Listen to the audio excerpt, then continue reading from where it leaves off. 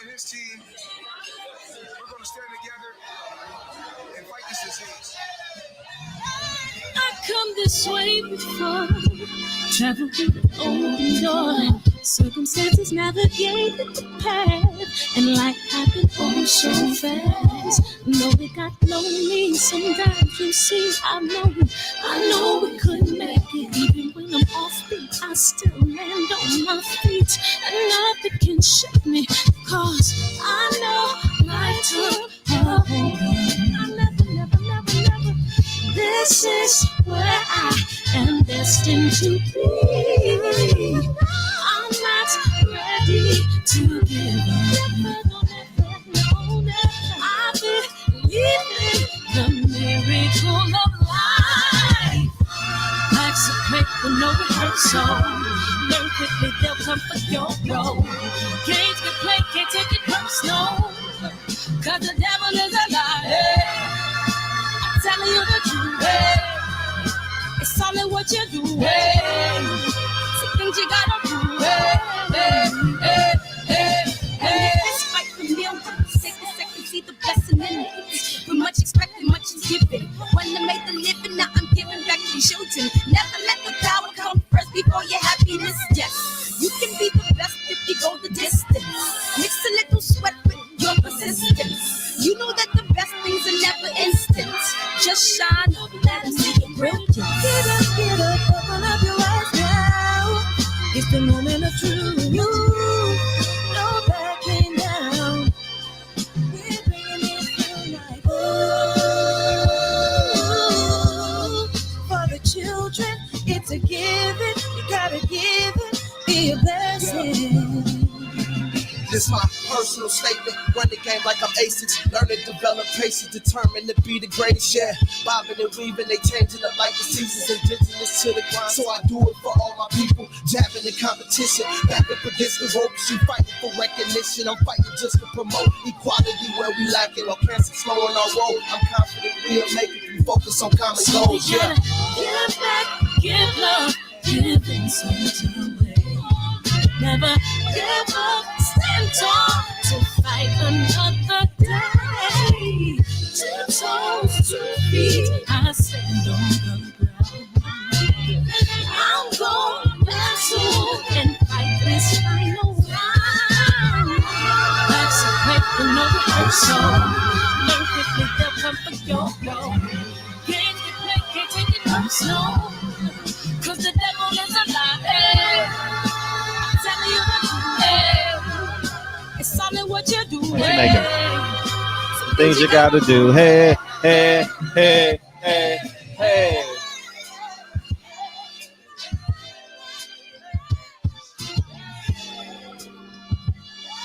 Ooh. I'm gonna stand up to that. Hey, I knew this was gonna be a hot show. DB 3 or 4 times. What up, Jay Wayne? Man, I tell you, man, you put that Kool-Aid in people's hair, man. It gets to their brain, man. What up, Marcus Johnson, G Brown, Joe? What up? Love is the word. Welcome to the hood. Welcome to the neighborhood. Hood evening, as it should, man. What up, D3? Hey, man, I appreciate everybody coming in here. This shit gonna jump on me so fast. DB, you're gonna have to put it in a second once I get through the checklist. JP, we're gonna call him JQ. Rue. Was that Rue? How you say that? Rue gifted? I gotta define that. I've never said that a day in my life. What does REW mean? What's up, EC? You got a nickname now. Highly anticipated, man. What's up? Love is the word. What's up? I know you 504. What's up, New Orleans? NO. What's up, man? K-Dub is Big Lloyd in the house. Without a doubt. I'm the young rapper that they talking about. Hey, what up, K-Dub? Is Utah in the house? Hey, what up, Cass? What up, KJ? I come this way before. What up, Cedric? Love is the word. Robert Brown, it's about to jump. I feel it. It hasn't jumped yet. Young World, Only Dad's podcast, and it just jumped. What's up, Mark? Road, Harden, step back. Yahshua. Yahshua. In the name of Yahshua. What's up, big homie? Hey, what's up, DJ Xavier? Yeah, go ahead and re-put that, DB, and I'll pin it. And make sure you guys go subscribe. You already know Presidential Mike. Chris Lil Nas X looking ass boy. Looking ass boy. Oh, yeah, that picture's been going around real heavy today. You know what I mean? Oh, man. I was just opening up the phone lines, man. But I will say this, man. How much is Chris Colbert making this weekend? How much is he making? I'm just curious. How much is he making? I'm not big stepping on him or nothing, but how much is he making? Tell him to put 10% of that. Tell him to put 10% of that 10% of that person in escrow. Tell him to put, I don't care. Tell him to put 10% of that money in escrow, man. We got a deal. You know what I'm saying? Shit. You know what I'm saying? Shit. I was 39. Man. If he making 400,000, tell him to put 40,000 in escrow. Errol Spence gonna beat the brakes off of man. Like I said, I've seen that fight every which way. I can't see Manny Pacquiao beating Earl, but it's okay. It's okay. It's okay, man. Man, when you see a fool, you monetize them. Don't stop beating up these fools, man. Monetize their ass, man. When you see a fool, that's the new quote, 2021. When you see a fool, monetize their ass. You know what I mean? I want my money, my money, my money. Oh man, you know what I'm saying, man. Welcome to the show, man. I appreciate you, man. Hey, man, Chris Colbert, man. Hey, Chris Colbert is the guy that just wants to go. He wants to go left. You know what I mean? When people are running from the shooter, he ain't gonna believe it. You know what I mean? He gonna stay there. He gonna stay there in this cubicle. Oh, he ain't gonna see me, man. I ain't running from this dude. I'm gonna sit in my cubicle and do my job. You know, I ain't running. I'm a fighter. He ain't gonna shoot me. You know? And salute peopleization. Shout out to Mir. Shout out to Blue Blood Sports TV. Shout out to Troy. Yeah, he didn't hurt you. I mean, I don't know why he hurt you, Troy. You know, he's been that way for his whole career, though. For real. He's been a person. He's been I'm drawing a blank on that term. But I'm over with the phone lines, man, because I know y'all want to jump off, and I know DB gonna re-put his YouTube channel, and I'm gonna pin it, and we gonna start the show, and we gonna do it like that. Hey, DB, you know, if you pin it on your first comment, if you put it on your first comment, I can do it pre-show, and that'll make it so much easier on everybody, and we can rock and roll from there. You know what I mean, DB? What up? My nigga, this is dedication. This is anti-hesitation. It's a real nigga celebration. 979. What's up? Salute, Fred. What's up? Who this? You know me. Only Dance. What's up, man? What's up, World Combat Sports? What's up, man? What you got? I saw the title of the show. And you got excited today. And I thought of you. When I typed the show, I ain't gonna lie. I thought of you. I appreciate that. Yeah. You know, I was looking at the interview and I saw what Chris had to say. And I think he made a lot of good points. I don't agree with I don't think Wilder's going to lose. I think Wilder's coming with a vengeance. I disagree with him on that one. But I think he was smart in his take of the fight with the angles with Manny and just his feet and his footwork. It's just going to be too much for Earl, and he's going to overpower him. And a lot of people don't have that same assertion. But, hey, I put my money where my mouth is. And Chris, I don't think he's going to put his purse on it, but he's an undefeated fighter. He's 15-0. He's knocked out a few people. So I think he has some authority on the subject. I'm just an avid boxing fan. Him being a professional fighter, hey, it held some weight. A little more than mine, at least. Yeah, I just can't see no way, man. I mean, Earl gonna be a lawnmower that fight, man. Anything he man. I know. Let me ask you real quick. How you think about that Paradigm Sports suing Manny Pacquiao? How you think? I haven't read into it. I've only like dabbled in it. So I haven't read into it. So you will be more of an expert on it than me, because I know you got $100 on the fight. So what I've read on it is it's not so much Mikey Garcia as the Paradigm Sports Management company that manages McGregor. I guess they had signed Mikey Garcia, and Manny Pacquiao sent Mikey Garcia a couple of contracts, and that's shout out to Blue Blood Sports TV, because he said that on his video. Okay. So that's where I'm kind of getting mine from. And Mikey, I guess, said no to those. And then when he said no to those, Manny, I guess, sent one to Spence, and Spence said yes.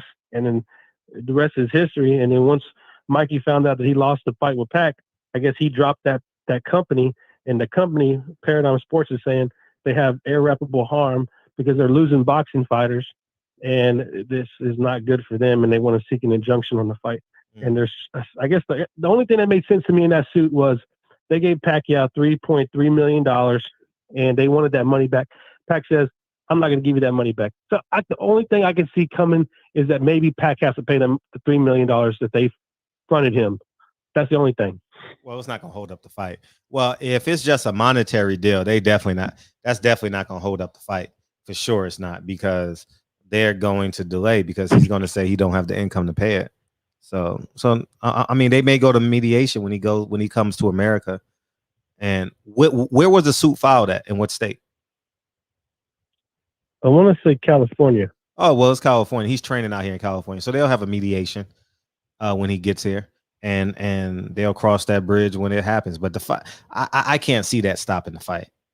It's just no way. Think so. If it's a money issue, I think they're going to pay it because it's too big of a fight.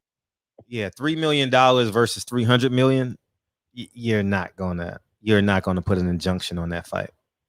And I think this fight does over 1 million pay-per-view buys. I think it's a real good chance of that. It's gonna be close. It's gonna be close. It totally depends. Earl got to get more active on his social medias. Earl got to start talking about current fights and just staying objective. You know, maybe he forced Manny Pacquiao to get to a back and forth with him, to promote the fight. Maybe he posts Manny Pacquiao. If he posts Manny Pacquiao getting knocked out by and then put a hashtag 82121. Oh man. Marquez knocking him out. He says 82121.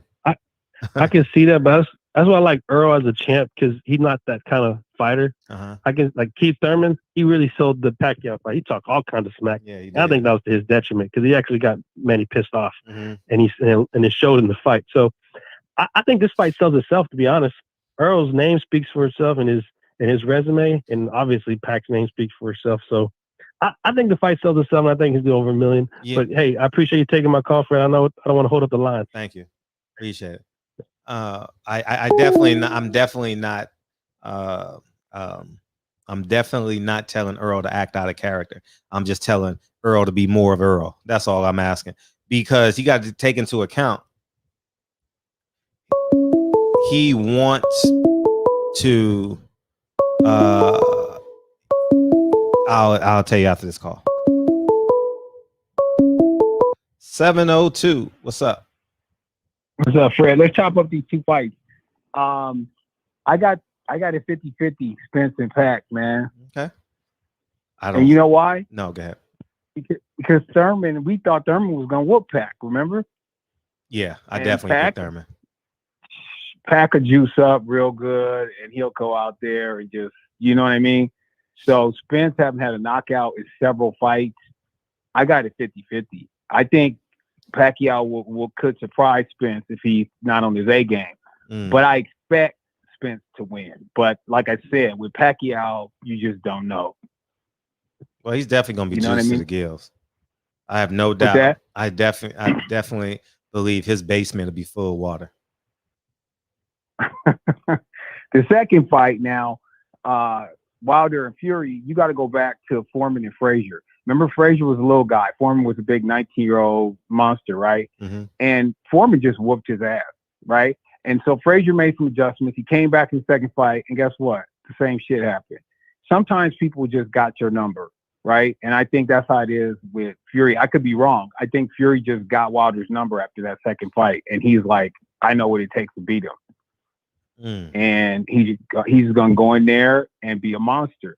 Wilder can't fight on the back foot, and Wilder's not used to being bullied. Wilder can only fuck you up if you're a flat-footed bum who doesn't bend his knee, doesn't move his head, stands right in front of him, and lets him set up that 1 second of fame. That's what he said. I only had to be perfect for 1 second, which is total bullshit. You got to be perfect for every second of that 12 rounds. You understand? Only a real fighter knows that. Wilder's not a real fighter. Wilder's fronting. And if he thinks he can go into a fight and only be perfect for 1 second, he's full of shit. And we already saw that, right? I mean, I believe there was some cheating going on. Okay. Well, I mean, here's the thing. You already played the cheating part. What do you play next if he gets to that for? That's what you got to think. Yeah, I'm not even. I don't even care about the second fight as it pertains to that right now because this is the final sentence of this paragraph. This fight, and obviously, if it does major money, they're gonna tell Bob Arum is gonna whisper in Fury's ear, "Demand a rematch. Demand a rematch. Be a man of your word, Wilder. Give me my rematch." You know, he's definitely gonna say that, and I just no, there ain't gonna be no more rematch. This is it. Fury needs to get on with his life. Wilder's holding up the heavyweight division. People are sick of Wilder, and the problem is Wilder painted himself into a corner. He's a boy who cried wolf. This is what's bad for Wilder with this fight. He wanted this fight so bad. Instead of stepping aside and letting the heavyweight division move on and then coming back, no, he wants everybody to focus on him. But here's the deal. If he loses, he's done. Wilder is fucking done. Because we know he's not going to fight anybody who's a top 5 fighter. He's going to go back to fighting bums, or he can just disappear. And I think Wilder always takes the coward route out, and he's just going to disappear because nobody's going to pay pay-per-view money to see him fight bums. We're done. That's over with. I don't necessarily think cowardly because he's walking towards the man that you say is better than him. So I think there should be a level of respect there, I believe. I don't think Fury is necessarily better than Wilder. He just has Wilder's ticket. No. I expected Wilder to beat him in the second fight, but Wilder relied on that 1 second too much. You know, you can do that when you're fighting bums, but when you're fighting somebody who's halfway decent, it's not going to work. And now we see why Wilder never wanted to fight AJ, because he knew AJ's a real fighter. Yeah, AJ's a little chinny, but AJ, he can throw. AJ can fight. Period. I grew up in the hood. I know people who can fight. AJ can fight. And in the hood, AJ would have knocked a lot of niggas out. Okay? So Wilder can't fight. Wilder cannot fight. He's been setting up bums with that right hand, and that's it. Anybody who steps to him, he can't fight going back. That's his detriment. But anyway, that's all I got to say. I'm curious to hear what other people got to say. Peace to you, brother. Miss you a lot. Where you been? Oh, I've been chilling, man. I'm still in Vegas, just chilling. Me and my wife, we having a good time. Life is good. Okay. You know, life is good, nigga. You know, balling, the whole shit. You know, everything. All right. Well, show up to the fight. Know? Show up to the fight. Show up to the fight, and I'll protect you from Drew Titan. How about that? Oh. That's funny. You got jokes now, nigga. No, I'm just saying, like, I'll be if that nigga saw me, he wet his fucking pants. No, I'm just saying. I'll pick that motherfucker up by his throat and drag him down the face by the street. Okay? I ain't that nigga. So, okay. You know, you the one brought the bitch up. Oh no, I'm just saying you should come to the fight. Okay? Yeah. Yeah. Well, we'll see, bro. But anyway, have a good show. All right. Appreciate you. All right. All right, one. Oh, I forgot. Beam in. You're right. It's that beam in, dog. But yeah, I just think 404. What it do? 404. My nigga, this is dedication. This is anti-hesitation. It's a real nigga celebration. What's up? What's going on, World Combat Sports? Shout out to you, Fred. Hey, Barbershop Conversations. What's good? What's up, man? What you got? Can you hear me? Yeah, what's up, man? What's up, ATL? Okay. Oh, I didn't know you was gonna carry on, but I wanted to, comment in reference to the last caller. You can tell that he's an individual that go to sleep thinking of insults or, derogatory stuff to say about the champ. For 43 fights, the champ did his thing. Whether it was a 2-second window or it went the distance, he still did his thing. Not until he stepped in there with a rematch that was embroiled in controversy, and we already know the story about it.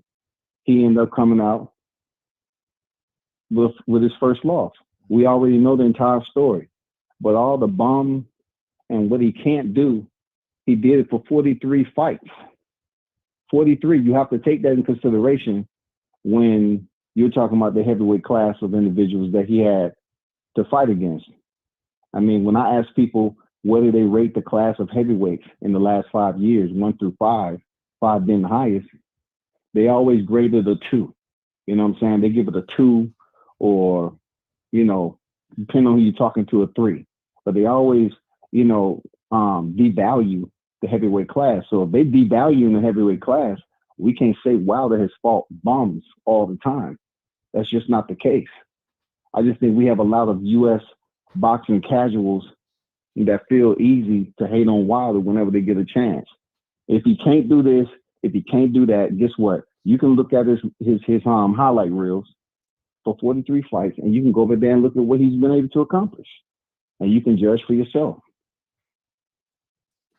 Facts. And as I watched Chris Colbert and I listened to ESPN talk today, there's a level of jealousy of the fluidity and the success of Deontay Wilder. I agree. I think they get mad. People get mad when they do it the conventional way, and they think because the guy did it a different way, they perceive it as a shortcut. And I think that they think they're jealous of Wilder on some levels because they believe he took a shortcut. He didn't have the 10-year amateur career. He didn't have to make weight in the amateurs every weekend for 10 years. And I think it bothers them. I see it in Andre Ward a lot. I really, really see it in Andre Ward that there's something like when Ward speaks about him, like he's biting his tongue not to really say what he really, really want to say. Yeah. You know, and it seeps out in certain syllables and certain words and how he puts words together. It definitely seeps out. But I have no doubt in my mind that men like Andre Ward see Deontay Wilder as him, his career doing it literally his way. Andre Ward did it how you're supposed to do it, and it didn't work out for him. You know, he didn't even get his dream fight. He didn't even get Triple G. You know, yeah. HBO told him, if you want to make a few $1 million, you gotta leave home and go live with a foster parent, and that foster parent is Kovalev at 175. You know, so and he agreed to it. That's some solid points, man. Mm-hmm. You know, Andre Ward was the same one who was talking after the first fight that he didn't feel that Deontay Wilder wanted to come back for that second fight. Right. You know, like he didn't want the smoke. Right. And that right there, you know, stuck with Deontay Wilder, just like Chris Colbert. One thing about Colbert, I met the guy one time in person. He's a rude individual. You know, I'll be very light because it's on your show. He's a rude individual. Mm-hmm. So when it comes down to the words that he was saying about Wilder, you know, he didn't even know too much about anything. He was talking about, oh, you know, Fury broke his orbital bone. I say, you know, Ness said, what do you mean orbital bone? You mean eardrum?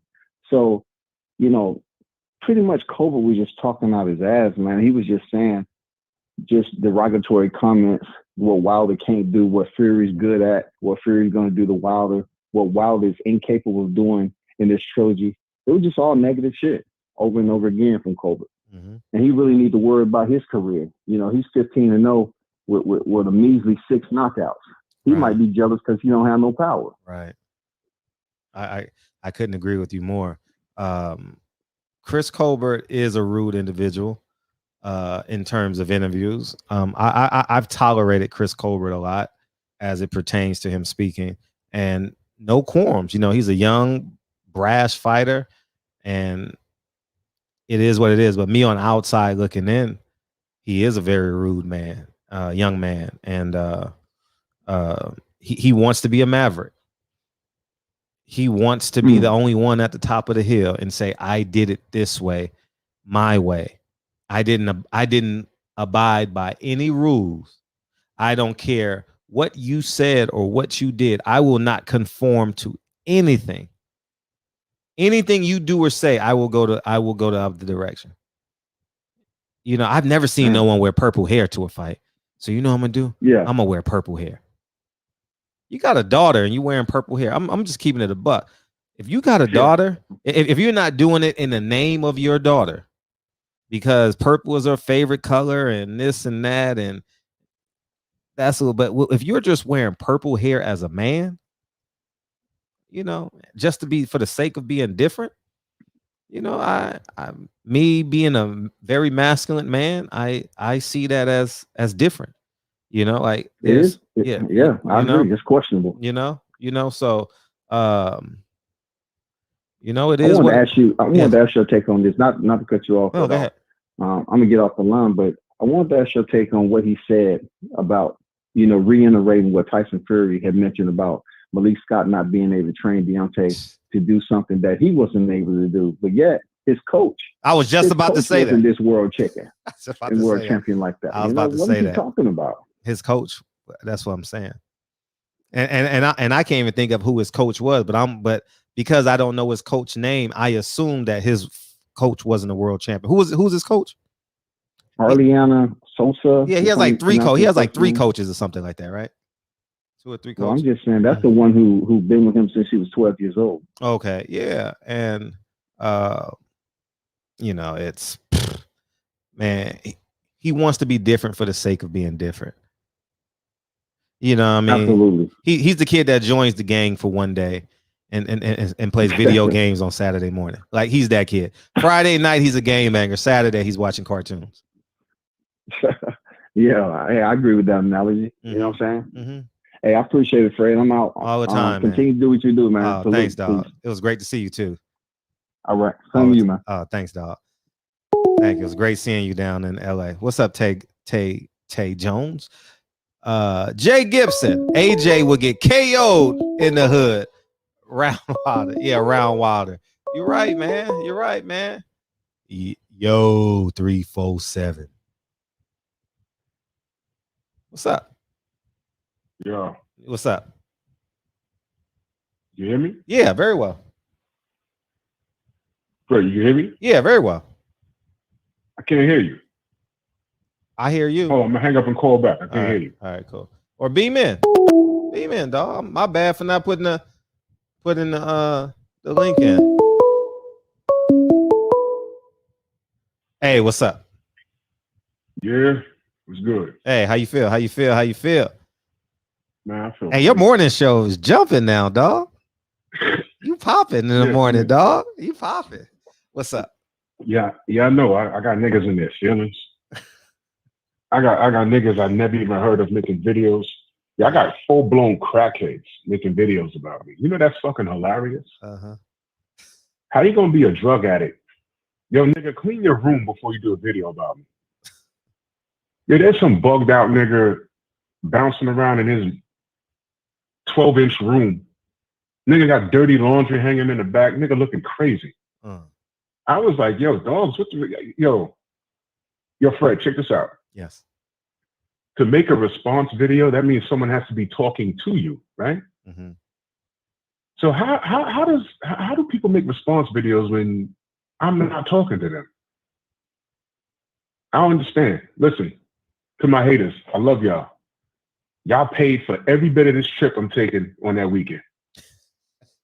You stupid asses. Anyway, let me say this. This is the first and only time I'm gonna address this Colbert situation. You watched that interview, right? Yeah, yes, I did. Did he sound educated? Be honest. Does he have a speech impediment? Speech impediment. I gotta rewatch it to really look at it, but I mean, he didn't sound too informed. He sounded like he wanted to make headlines, I thought. Yeah, I can tell by looking at his pictures. He's always looked like he's screaming in the picture. He got his hair painted all kinds of funny colors. He's trying to be, he's trying to market himself. Mm-hmm. So I get it. But he looks like and sounds like every nigga I used to chase out of the goddamn subways I run in the morning because they was down there looking suspicious. Not on my tour, get out the subway. Why are you here? You understand? And with that interview, I'm looking at him and I'm saying, you know what? I can't even get mad at this kid. He sounds weird. He sounds weird. All his talking points were casual talking points. And what I've come to understand, what I've come to realize is a lot of these motherfuckers in the industry, they're not informed. Oh yeah, and that's why. And that's by choice. Let me say this. To the athletes that take Colbert stance, some of you motherfuckers got a lot of career left. And you want to fuck around and see just how dirty this game is. Really pay attention to what's going on. Evander Holyfield has now done 2 interviews where he out and out said he thinks something was done to Deontay's water. Okay? And don't look now, but Robert Garcia, of all people, said that, hey, man, D didn't look right. So slowly they're coming around. And that's okay. That's okay. Because by the 25th, that Sunday, we're going to be partying. And I want to hear what the excuse is now. But in closing, I want to shout out Super Coon. Let's not call him Super Coon, because I think he's a white male. I mean, honestly, this clown never beams in. He's probably going to call back. He's listening. He's talking about what he's going to do to me. You're not going to do anything to me other than what you want to do to me. You can't suck my dick. I'm a heterosexual male. All right? You can bring your Becky, though, and I will throat poke her until her eyes bleed. You bitch ass saltines. That's what you are. You never beam in. Why? You're a white male. All right? And you're a clown, dude. You're the only dude on the social. I can't even say social media because you don't even have a social media. You don't have a YouTube channel.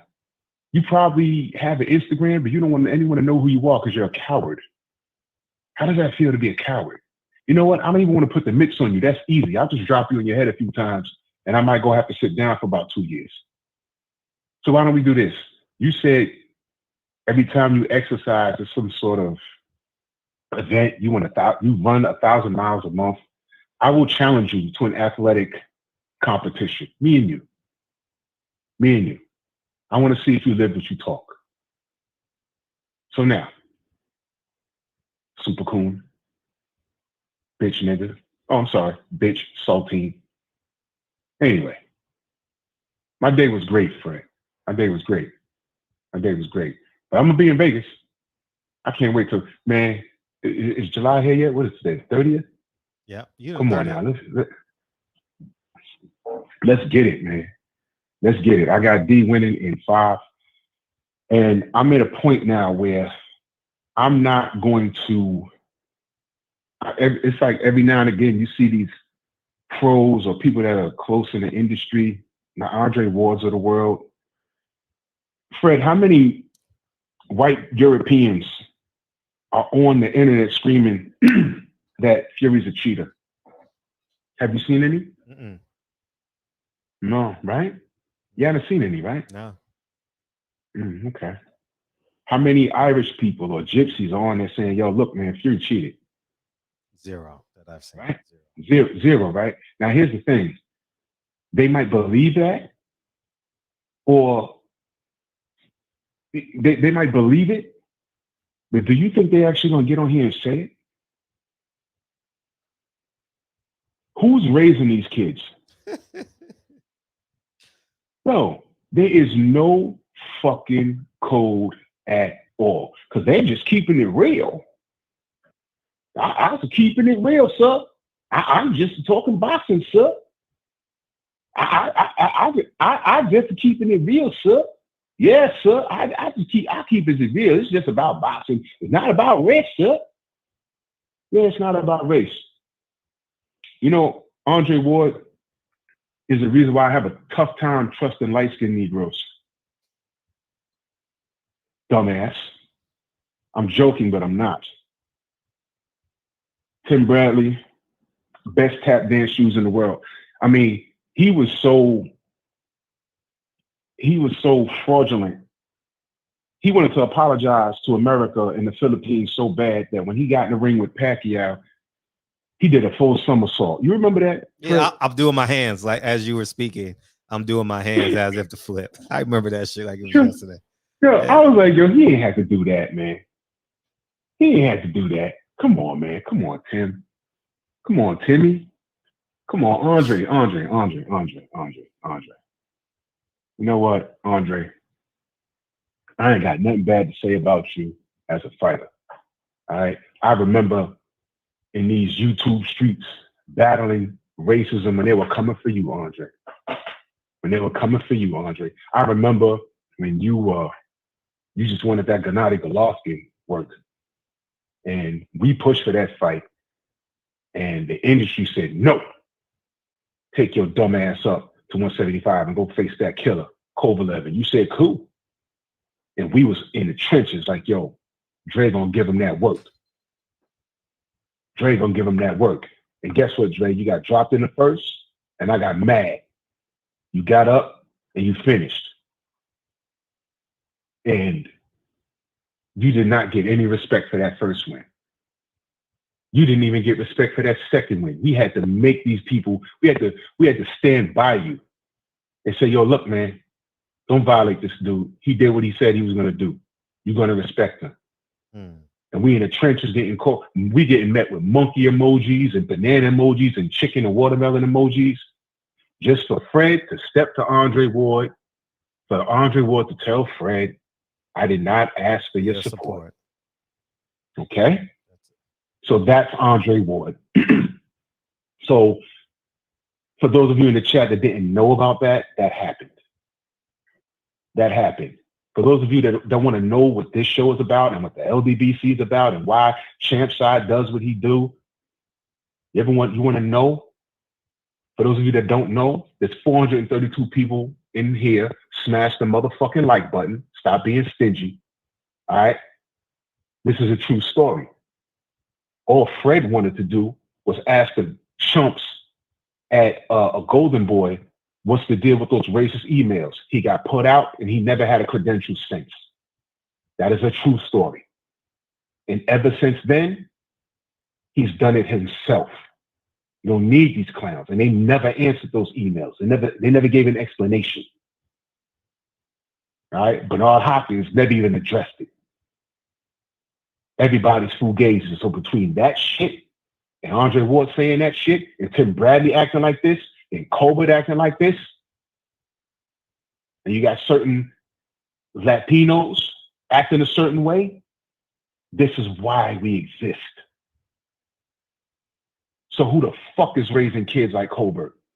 Is he really paying attention? And you know what? This is a dirty ass industry, kid. You see, now what you did was you put yourself in a position where from today, from the time I saw this interview, you have to be perfect. Don't have no close fights. Everything young brother, I hope you go undefeated. I hope you go 60-0 with like a 75% KO ratio. That's what I hope. Because if you have anything that's close, any close fights, anything, you're going to have a problem. Because when they come for you with the chicken emojis and the watermelon emojis, don't look for me. You good. Charlos, y'all good. You don't need us. You don't need us. Trust me. You don't need us. You're doing dumb shit like this. There's a code. How many Russians called Povetkin a cheater? And he was. How many gypsies called Tyson Fury a cheater? No one in this chat could say Tyson Fury is not a cheater. No one. No one. Gloves can't be manipulated. Tell that to Miguel Cotto. Gloves can't be manipulated. Tell that to the ref that caught him with a detached thumb. Y'all don't know what the fuck y'all talking about. Chris Colbert is just a child. He's a child with funny colors in his hair. That's what he is. You're trying to turn heads. But you don't know what you're talking about, young king. But you're in an industry that was... Oh, wait, I'm sorry. I'm reading something in the chat. I don't know about anybody else, Obi Ozoma, but I did call Luis Ortiz a cheater. I don't know who y'all is. I called him. A lot of people that I know call Ortiz a cheater. But what we did call Deontay Wilder was a fair and honest brother because he gave him an opportunity where he didn't need to, twice. when he was in line to fight AJ, he didn't even give him a shot once. So I don't know what you're talking about, young King. I know what I'm talking about. But anyway, getting back to this Colbert kid, good luck to him. Because if you have a close fight and you're on a bad end of a close fight, you no longer can say, you automatically, with this interview today, you removed every excuse that you can ever think of moving forward. You removed it. You're saying Deontay Wilder had an excuse? The brother wasn't talking for months. All he said was, I want my rematch. Think about this. Ask Chris Colbert. Ask all these non-believers and all these excuse makers that really just don't like Deontay Wilder for whatever reason. Ask him, why did it take this guy 14 months to even make this fight? He dragged into arbitration, kicking and screaming. Literally, and Fred, I'm sure you've heard the story, literally in court crying real tears, talking about, I don't want to fight this guy because he offended my family. That happened. That happened. Crying. Real tears. I don't want to fight him. Why? You've offended my family. A grown man that's running around in Batman costumes. The man lied to you guys all the way up to 24 hours before the arbitration ruling. This is the guy? And y'all want to talk about excuses? Guess what? Let me turn the question. Let me turn it. Y'all really want to see Deontay Wilder get his? Why did he take care of Deontay Wilder December 5th? Why was he trying to get in the ring with Carlos Takam or whoever else? Explain that. If this was easy work. Now, mind you, Fred, you had Bob Arum in the barbershop. Did he not tell you twice that he was in the red with Tyson Fury? Oh, yeah. Okay. So he has not gotten a return on his investment at all. So here's my question. I know Undisputed with AJ was a lot of money, 2-fight deal. But I know for a fact he did at least somewhat broke even fighting Deontay Wilder on the 5th. You know what the problem is? He really doesn't think Tyson Fury is going to get out this fight. They really thought that between Arum and all the parties involved, they were going to pull a hat trick. They were going to try and pull a hat trick and get him out this fight. They really needed these 2 fights with AJ. Because I'm telling you right now, after the 24th, I don't think Fury's going to make it. Because really think about it. Super Cool and talk about if he loses, it's over. Really think about this, Fred. Fury gets knocked out really bad on the 24th. Where does he go? What does he do? Go back to the UK and get drunk, high, and all that. Yeah, because he can't go back to the UK and fight. He has no license. That's another thing no one wants to talk about. We're talking about integrity here. That's another thing. You niggas that are riding Deontay the wrong way, you ought to be ashamed of yourself. What the fuck is wrong with y'all? Facts, man. What the fuck is wrong with y'all? Y'all niggas are out of your fucking mind. You know who you rooting for? What the fuck is wrong with y'all? Y'all niggas are crazy. Y'all niggas are crazy. Y'all, listen, in America, we getting shot dead in the street. And y'all got your chest poked out over that shit. Oh, it's racism and fuck Trump and fuck this and fuck the man and fuck the police and fuck the crackers. But you're rooting for the biggest cracker who represents everything wrong in this country right now. How do you feel? How do you feel? Y'all niggas are dumb as fuck. Y'all niggas are so stupid. Y'all so stupid, I gotta spell it wrong. STOOOOOPID, stupid. Y'all niggas is dumb as fuck. Dumb. Y'all niggas are dumb. Y'all niggas are dumb with tap dance shoes. With big lips and wide teeth. You fucking idiots. What the fuck is wrong with y'all? Look at who you're rooting for. Listen, again, I can't find one European that is taking a stance on Fury like how some of y'all niggas are taking a stance on Deontay Wilder. And this man, and all Deontay wanted was his goddamn 3rd fight. All he wanted was what he signed for. And this is, Why he had to go through 14 months of this bullshit to get what's in writing? Nobody can explain that. That's what y'all are missing. This guy spent 14 months trying to get out of a fight that y'all said he won easy. Bob Arum is in the red with this guy. Why did he go get that money, the easy money from Wilder, and then go on to Undisputed with AJ for 2 fights and then retire? Why not? Tell me why not. Y'all, the answers are right in front of y'all dumb motherfuckers, and y'all just don't want to listen because your hatred is something awful. Hatred is something awful. You're absolutely right. When we say jealousy, oh, it's real.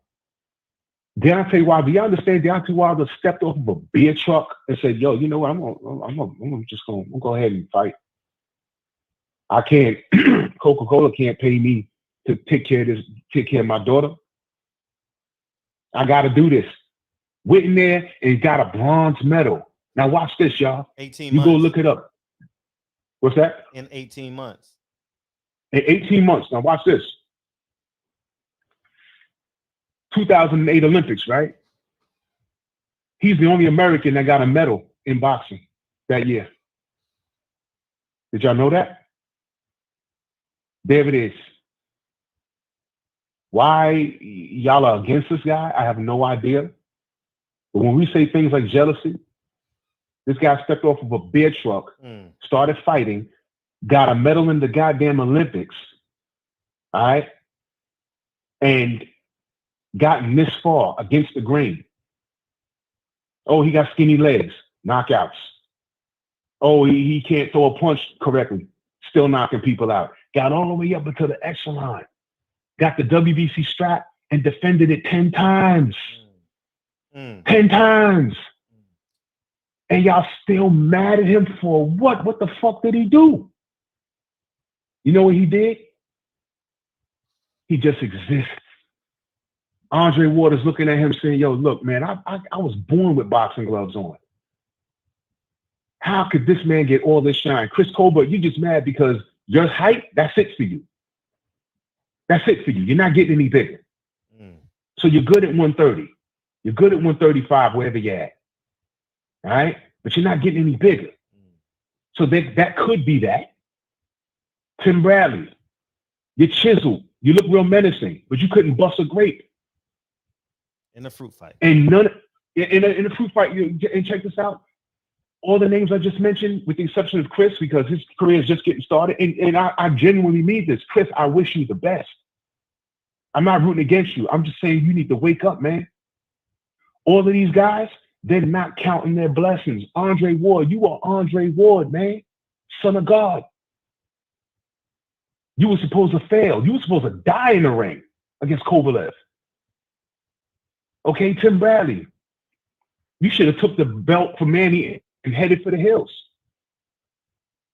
You didn't have to do that. You didn't have to get in the ring with Ruslan Provodnikov and to prove a point. You let the fans get on your nerves that you go in there with that Kazakhstan kid and fight the dumbest fight you ever fought in your life. Ain't no one told you to do that. You got brain damage. You know he had brain damage after that fight? Ain't no one told you to do that, man. These guys are not counting their blessings. But the grand thing is that I don't see anybody of Fury's descent on YouTube talking reckless about him. I know cats across seas, they say, yo, they don't fuck with Fury like that over here, but they don't say it out loud out online. I don't see it. I don't see it. That's called remaining on code.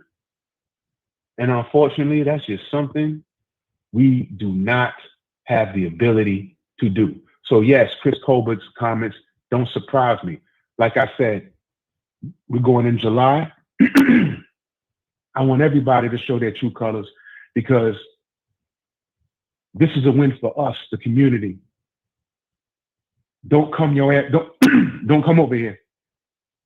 Do not come over here. Do not come over here. Stay your ass over there with Andre Ward and Joe Tessitore. That was real funny what he said about you too, Fred. Yeah, wasn't entertaining. That was like he was salty as fuck. Oh, wasn't he? He was salty as fuck, man. I was like, woo, woo, woo, woo, woo. You know what I mean? But you see, time reveals all truth, and a lie is nothing but the long way to the truth. And all of this acting out that these niggas is doing, you know what that is, Fred? That's nerves. That's nerves. Why are we excited about the fight? Why is D smiling in camps and laughing all the way to the date, but Fury has to go underground? Y'all not reading between the lines. This guy tried to avoid this fight for 14 months. Why is he doing that? If it was easy work, why is he doing that? Why is he doing that? Okay, great. And that's all right, Michael Brown. That's okay. I'm looking at your name, and it's a shame what happened to Michael Brown. You know Deontay went and marched for Michael Brown? In Chicago, right? Remember that? Yeah, in Chicago. He went and marched. No. It was in it wasn't in Chicago. It was St. Louis. Missouri. Missouri. Yeah. So Michael Brown's in the chat talking about win for us. I'm with Andre Ward. Yeah, you can stay over there. Stay over there. Stay over there. Stay over there. Stay over there. I know who Colbert's trainer is, Michael Brown. But stay over there. On the 25th, stay over there. Because I want everyone to show their face now. Show their face now. Because if you don't believe that this is bigger than boxing, there's something wrong with you. There's something wrong with you. Have y'all not seen the goddamn statue that they made? Okay? Go look at that statue that they made. That's not celebrating Fury's win. It's celebrating Wilder's loss. All right? It's celebrating Wilder's loss. And then go to the African American Museum and look at those bronze statues and make the connection. Dumb motherfuckers. I'm out, Fred. Appreciate you. Drew Titan, y'all were asking the super chat. I knew Drew was going to be a minute, so I didn't have time to say the super chat, so I let it stay up there for a couple of minutes. But that's Drew Titan. Drew Titan got a live show every morning. As soon as I wake up, he comes on. But 9 p.m. somewhere in this, 8 p.m. Drew, what time is that Eastern? 9 p.m. Eastern, somewhere in there. 480, what's up? What up, Fred? Cause I just want to talk here real quick. Thanks for taking my call, by the way. I feel what the old boy is saying. I definitely get it. Believe me, I get it. Because it's kind of weird that a lot of people are going against Wilder. I mean, I kind of know why too. You know, when the last fight party, you know, some of the non brothers that was in the house, they were all going for Fury out of nowhere, which is kind of strange to me because we're all Americans. But another story. Chris Colbert, though, I mean, you know, he said some things that are kind of questionable to me, but he does have his own opinion. Story. His own opinion. What's that? No, go ahead. I'm sorry. Go ahead. Oh, okay. He said some things that sound a little coonish in a way, but let me be honest though. The Wilder thing kind of poked me the wrong way because, you know, he wants to get all pro-black at one point, right? But then he fires Mark Breland, who I grew up with, not personally, but I'm an 80s nigga. I watched him fight on Wide World of Sports. I watched him fight, you know, in the Olympics. You know, he was a name. You know, we all rooted for Mark Breland and Sweet Pea and all that class of boxers. And he fired this man, shitted on this man, then made some crazy conspiracy theory as if this man spiked his fucking water, which is fucking ridiculous. And then, you know, they stopped the fight because he was getting his ass fucking handled. He was. Fury is the better boxer. So people have their own opinion. Fury is the better boxer. So you're not gonna be a sellout because you're saying Fury is a better boxer. If you're black and you're going against Wilder, I would kind of question that though. Definitely, I'm going for Wilder, but I still think Fury is the better boxer. The cheating thing at first I was like bullshit, but then when I watched some stuff and I remember watching Wilder get hit on top of the head a few times, and pretty much on that first one where he went down, the way that Wilder looked at the ref, kind of like, did you see that shit? Like he fell down, he looked at the ref like, what the fuck? Because you could tell he got hit. He felt like he got hit by like a fucking boulder, an open hand. And you could just tell the way he looked at the ref like, something ain't right the way I just got hit. And seeing all those pictures of that glove, coming down and it looked like he had no padding in that bitch. Yeah, I think the man cheated. I think he's a known cheater. I think he's a fucking big ass cheater, but without a doubt. I think, but I think too, Chris Colbert. I think he went a little bit out of control. I think he's also trying to hype himself up too. But like I said, I think he has his own opinion. The Spence deal. Spence is my favorite fighter. Him and Jermell, who I think should be fucking top 5 pound for pound. He's about to be undisputed, anyways. But definitely, I can see. I don't see Pacquiao taking this fight unless he thinks he can win this fight. And I think Earl has a lot on his hands. I think Earl can definitely win, not just because he's younger. Earl, he can body motherfuckers up. It's just gonna be hard. He's fighting a future Hall of Famer. That motherfucker's quick. He's in and out. It's gonna be a struggle for Earl. I think Earl should pull it out, but I can also say it's 50-50 as well. But thanks for taking my call, Fred. You have a good one. Appreciate you, man. Appreciate you. Yeah, man. We got DJ coming in. What's up, DJ? What's going on, Fred? How we feeling tonight, man? You feeling great, man. What you want? Man, it's just I've been hearing these things, and I went back and listened to the interview with Chris Colbert, man. And that's the way I stand on this is I have no problem with him having an opinion. If you think Tyson Fury's got Deontay Wilder's number, fine. But I'm gonna keep that same energy for you if Devin and Shakur ever get their hands on you. I think they'll dog walk your ass around that ring for 12 rounds, but that's just me. You know what I'm saying? I don't get into, saying, oh, he's just a young kid. Well, Devin is also a young kid. He don't say goofy shit like that. He stays out of it. When they asked him that, he should have just bypassed the question. Nah, I don't really want to get into that. I got a fight coming up this weekend. Yada, yada, yada, whoop, whoop, whoop. So it's just, he, in my opinion, is just regurgitating things he's heard throughout the interwebs. I don't know if he really believes that. I don't know if he's really just trying to hype himself up or whatever. But, man, just stay out of that. If you got an opinion, state your opinion. If you think Pacquiao is going to beat Spence, fine. I think Spence is going to beat the fight out of Manny. I think he's going to finally – I think I see it going similar to the Danny Garcia fight. And for Danny Garcia to say, well, I wasn't 100% either, man, would it have really mattered if you were? I mean, you got to ask yourself that as a fighter. I don't think you're better than Errol Spence. And he proved that night, that man coming off of a car wreck and beat the shit out you for 12 rounds. So that's just my opinion on that, man. And I really wish people would stay away from all the conspiracies. And this is my stance on the whole Mark Breedland thing. I understand people caving up for Mark Breedland because they got this affection for him, even though they don't know the man. I don't know the man. My consistent point has been on this. I hate that whatever happened between Mark Breedland and Deontay Wilder got out. Now, if Deontay had taken him into the room, told him, hey, I feel like this happened. I feel like you did this to my water. No problem with that. Trainers get fired all the time. I hate that we know about it, Fred. I really do. We should know about stuff like that. And nobody really mentions the fact, well, he shits on black men. Nobody mentions that he replaced Mark Breedland with a black man and Malik Scott. So while we're dealing with that, let's also put that in there. Let's put the whole context in there. And I said earlier today, for people that say, why is JD's on the team? I can guarantee you one thing. JD's won't be checking the gloves next fight.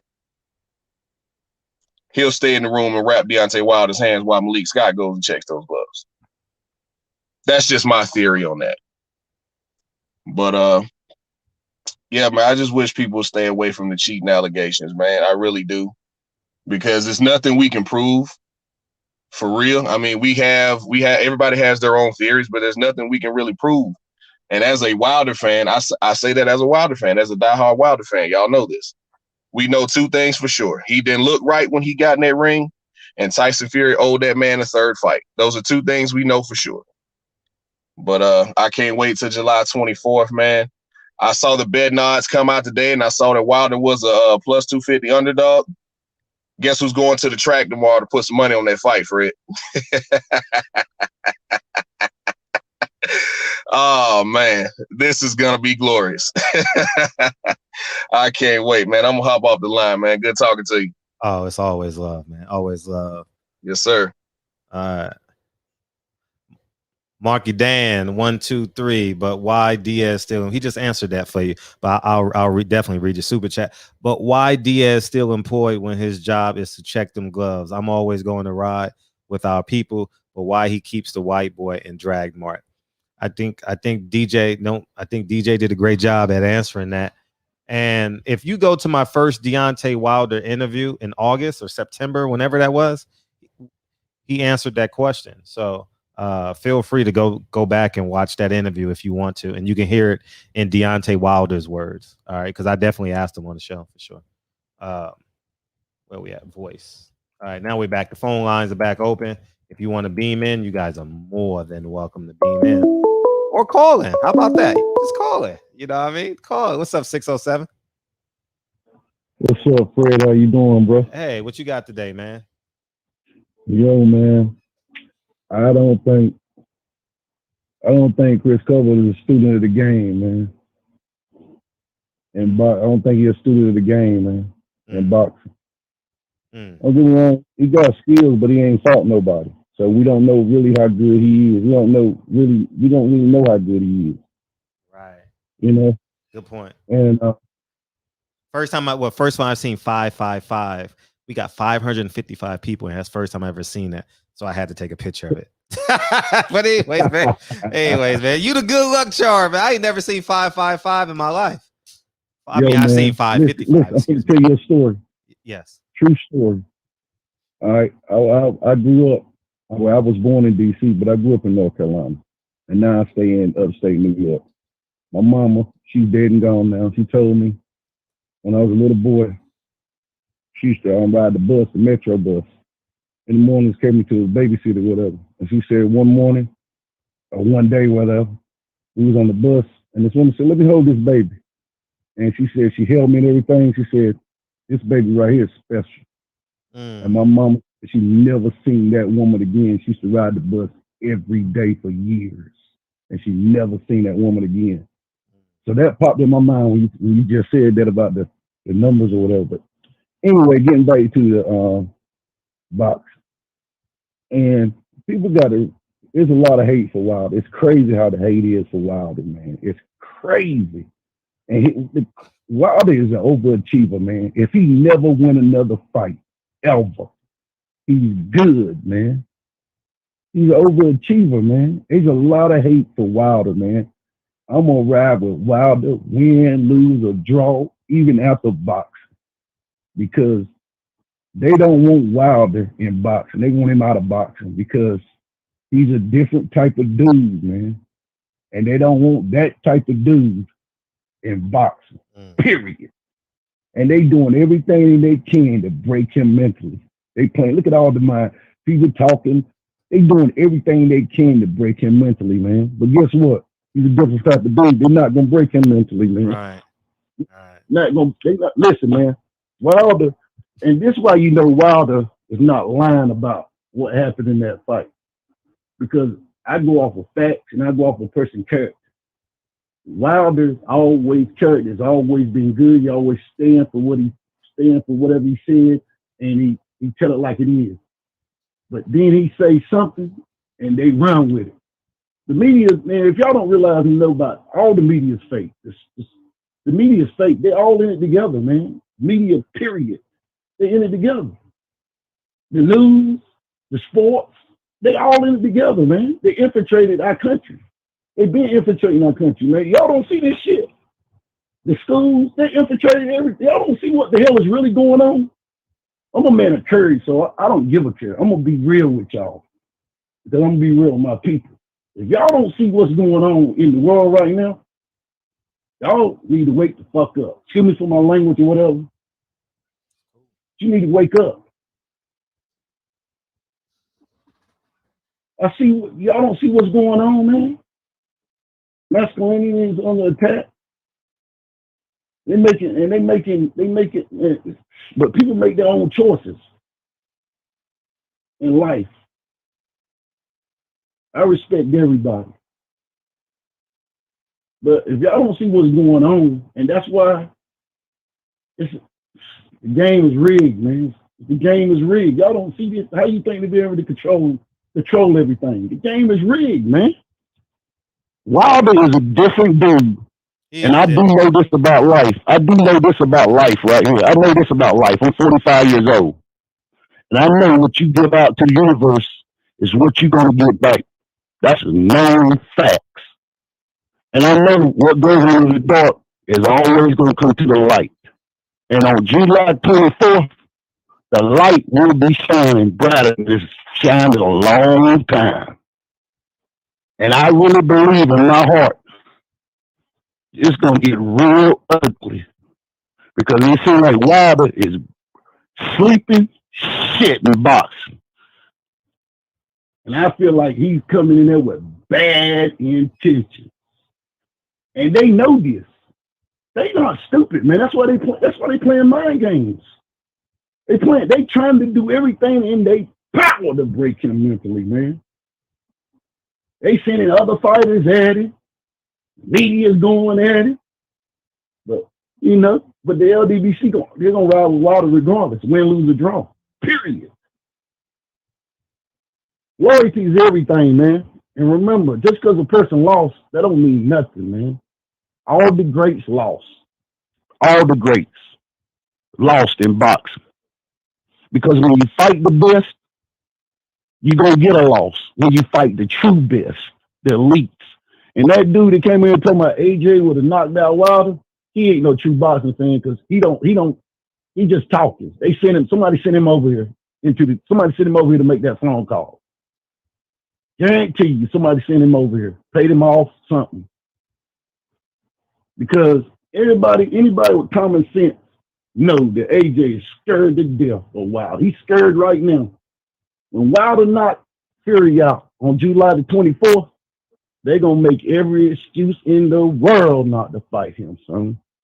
He might pull a Riddick Bowe and throw the belts in the trash can. They don't want that work, son. Trust me. Fury, the fight will be over with in the first round. The fight will be over with if they ever make it, which I don't believe they're going to do it. They're going to try to wait to Deontay Wilder get 40 to try to make that fight with AJ. We know what AJ is straight up and down. No special effects. That's all it is. Wilder hit that man one time. He might knock him through the ropes, over the ropes. And Spence Pacquiao, I'm riding with Spence. I believe the first 5 rounds, the fight is going to go like this. First 5 rounds is going to be interesting. But remember, if Manny Pacquiao slow down like he did against Keith Thurman in that fight, his career going to be over with. Because Earl gets stronger as the fight goes on. And that I don't think Manny can get past that jab, though. But I ain't going to hold the line up for it. I just want y'all to listen to what I just said. Do your homework. And I love y'all, man. Y'all be good. Keep doing your thing, brother. It's all love, man. It's all love. Peace. Peace. What's up, Kyle? Mark, what's going on, Big Fred? What's up? Mark lost his job for throwing in the towel.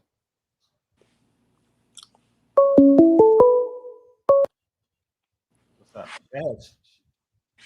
Big homie. What's going on with you, Big Fred? I don't know. We live. We waiting on you to holler at us. What's up? Oh man, listen. Go watch my last video on my page. It's the boxing section. It's about weight loss. I started my weight loss journey about 3 months ago, man, and I lost damn near 30 pounds. And if y'all want the recipe, man, I gave it out for free. So if y'all want to lose some weight, man, go to my channel. Yeah, let's talk about that for a second. You lost 30 pounds? Yes, sir. 3 months. That's dope, man. I remember when you started. Yeah, man. I told you, man. I seen that picture. I was like, man, fuck this, man. This shit terrible. And nobody told me, man. You know what I'm saying? Double chinned up and shit. Belly all hella far out, man. Trying to fit in the mediums and shit. I said, man, fuck this, man. I gotta get my shit together, man. So I just changed my whole lifestyle, man. I turned my back on the bacon, the red meat. You know what I'm saying? I'm not eating hella sweets. I'm only eating bean pies. The little small ones, I cut it in half. I eat one slice on Saturday, the other slice on Sunday. And shit, man, I just been working hard, man. No bread, really no juice. You know, I didn't drink any juice until I got to until I got to Atlanta. Really, and that was just because, you know, we was out and about chilling and shit. But other than that, man, I get the Mios. Shout out to Mio, man. You know what I'm saying? This is a lifesaver because I don't really like drinking water like that. So this helps me out a lot.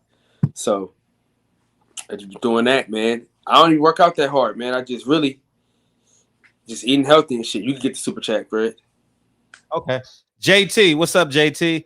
If it's BS for Breland to spike Wilder's water, can someone explain why Breland never denied it? And why would Mark go to MTK and say Wilder never hit mitts or jump rope when old videos prove otherwise? You know, I'll just say this, man. Wilder said it. You're gonna have your opinion on it, and I believe Wilder said he believes it, but you know, I saw something that was kind of funny, and I'm gonna be honest with you. I don't have a relationship with Mark Breland, but I respect Mark Breland because, you know, he's come from my city, that being New York City. But I saw something in the first fight. He didn't when it was he left in the middle of the 12th round or at the very end of the 12th round and left the corner and just started walking back to the locker room. And I didn't see that till after the second fight. And I would want to ask Mark Breland, why did he do that? You know, why didn't you leave with the team? So that kind of when I saw that video, that kind of made me believe that the trust wasn't really there and the belief wasn't really there, you know. But Tay Jones is a liar, though. Yeah. Tay, you should clip that. Tay, you should clip that so we can talk about it. I mean, that's how I found out about it. Yeah, that's how I found out about it. But, you know, like that made and when Mark Breland started talking about that, I didn't give that much merit. I thought it was disrespectful to do that. But when I heard the interview of Mark Breland saying the things that he said, and I put that on it, I'll say this. It wasn't complete trust on Mark Breland's part based off of what I saw at the Staples Center. You know, and I didn't see that till after the second fight, because if I had known that, I would have asked Mark Breland, why did he do that in both ways? The same way I asked Deontay Wilder about Mark Breland in our first interview. I don't know, was it August, September? Y'all remember. And of last year, excuse me. So it is what it is, man. And now we got the fight. And I have unwavering belief that Wilder's just going, man. I know what it's like to be committed to something. These last 6 months of my life, I've been extremely committed to my spiritual elevation. And I'm not doing it in the physical sense, but I understand what D is doing right now, Kyle, and I ultimately respect that. You know, for sure, man. I'm excited, man. I really am excited about this fight. Mm-hmm. And Fred, I had to buy a new car, man, so I'm not gonna be able to get to LA this weekend, man. Congratulations on your new car. Appreciate it, man. I had to get it, man. In order to get my my old school car, I had to get a practical car. Wifey wasn't having that shit, man. She tried to cuss me out. I was about to use some bread to get this this Cougar. She wasn't having that shit. She said, "No, hell no. You gotta get your real car. I am tired of waking up at 4 a.m. to take your ass to work." So I had to get a regular car. But the next step, man, is to get a Cougar or a Corvette, man. You know what I mean? That's the plan. Congratulations on your endeavors. Appreciate you, Big Fred. And you lost 30 pounds, dog. That's impressive. And how much working out did you do? Not much. I think I worked out maybe 3 times. Really? You just discipline of the weight. Yeah. So now you're gonna start working out, doing push-ups and sit-ups and all that.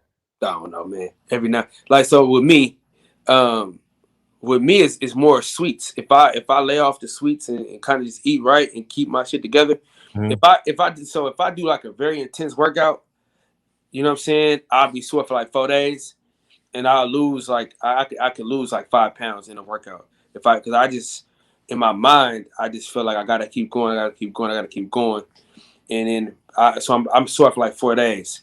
So after when I get back right, I was like, man, I ain't fucking around with this working out shit. So then I wait for like a couple more weeks and then I'll work out again. You know what I'm saying? But if I was consistently working out, I'd be 175 already. To be honest with you, I would already be down. But I'm just too lazy to. You know what I'm saying? I'm not gonna blame it on the kids or nothing like that. I'm just a lazy motherfucker. You know, see now people be like, oh man, the kids, man, I got the kids. I can't work out, man. I got the kids and shit. I'm just a lazy ass dude right now. But the eating healthy is the hardest part. Giving up bacon, pulled pork sandwiches, ribs, pork chops. You know what I'm saying? It was the hardest part. DB will be proud of you. Yeah, no, we talked about that the other day, man. So I miss beef ribs, lamb chops. You know what I'm saying? I mean, bro, that's the hardest part, man. You know what I mean? It's just giving up the food and shit like that. But I feel better. I feel rejuvenated, bro. I feel younger. I seen that. I put the picture side by side, Fred.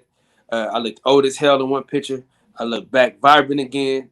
Brushed my hair again, man. Getting haircuts and shit. I don't know what the fuck I had going on, man. I don't know.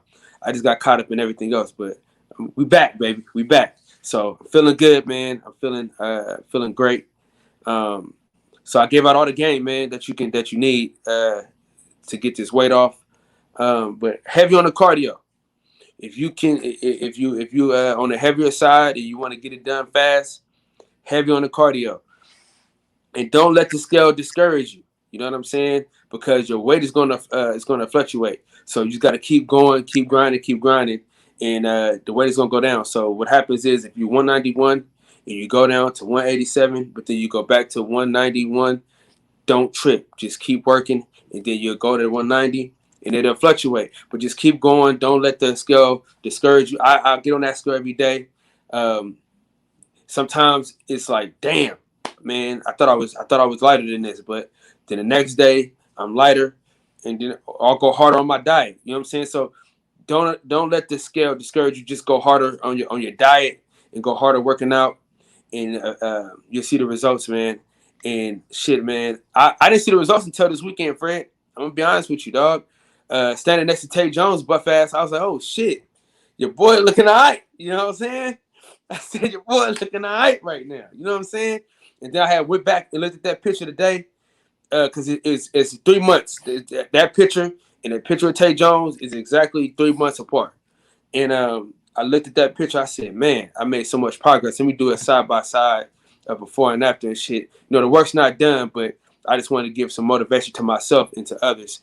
And man, that shit, it was fun, man. Shout out to Eli Zachary and OG Shelton for hopping on the panel today, talking about their weight loss journey. We live after Fred, man. So if y'all want to talk about your weight loss journey, man, and to help others get to where they need to get to, man, stop by the channel. Fred, I appreciate you for always extending your platform to me, my brother. 100%. All the time. Weight Wednesdays. Oh, it's Tuesday. Excuse me. We got Wire Wednesdays, man. We can't step on Wire's toes. You know what I'm saying? All right. Have you been watching it? No, I haven't watched it yet. You got to have Coach Calvin Ford on your show, man. I don't know how to do that. You know what I'm saying? DM him. Nah, man. Niggas don't listen. I really think Lil and Ellaby saw me on your show, bro. I think that's what it is, man. Motherfucker saw me. He watches the show for sure. Huh? It's the only show on. You got to watch the show if you in boxing. Like it's like Well, where's ain't shit on TV but baseball? What the fuck you doing? You watch it at some point. Yeah, the boxing section is this channel. The boxing section. The boxing section, man. Shout out to Fred for letting your boy franchise the shop, man. You know what I'm saying? Shout out to fucking Fred, man. Listen, Fred, you're doing a hell of a job, man. What you've done for me and my YouTube channel, man, it's I can't even talk. I can't even express it. You know what I'm saying? What you did for my YouTube channel is absolutely amazing, man. I appreciate you, man. All the work that you do for us, man. And what you did for your life is amazing too. Appreciate you. And I'm mad I can't be there on the 10th, man, for your son's giveaway, man. My wife is going to be in Vegas with her mom, so.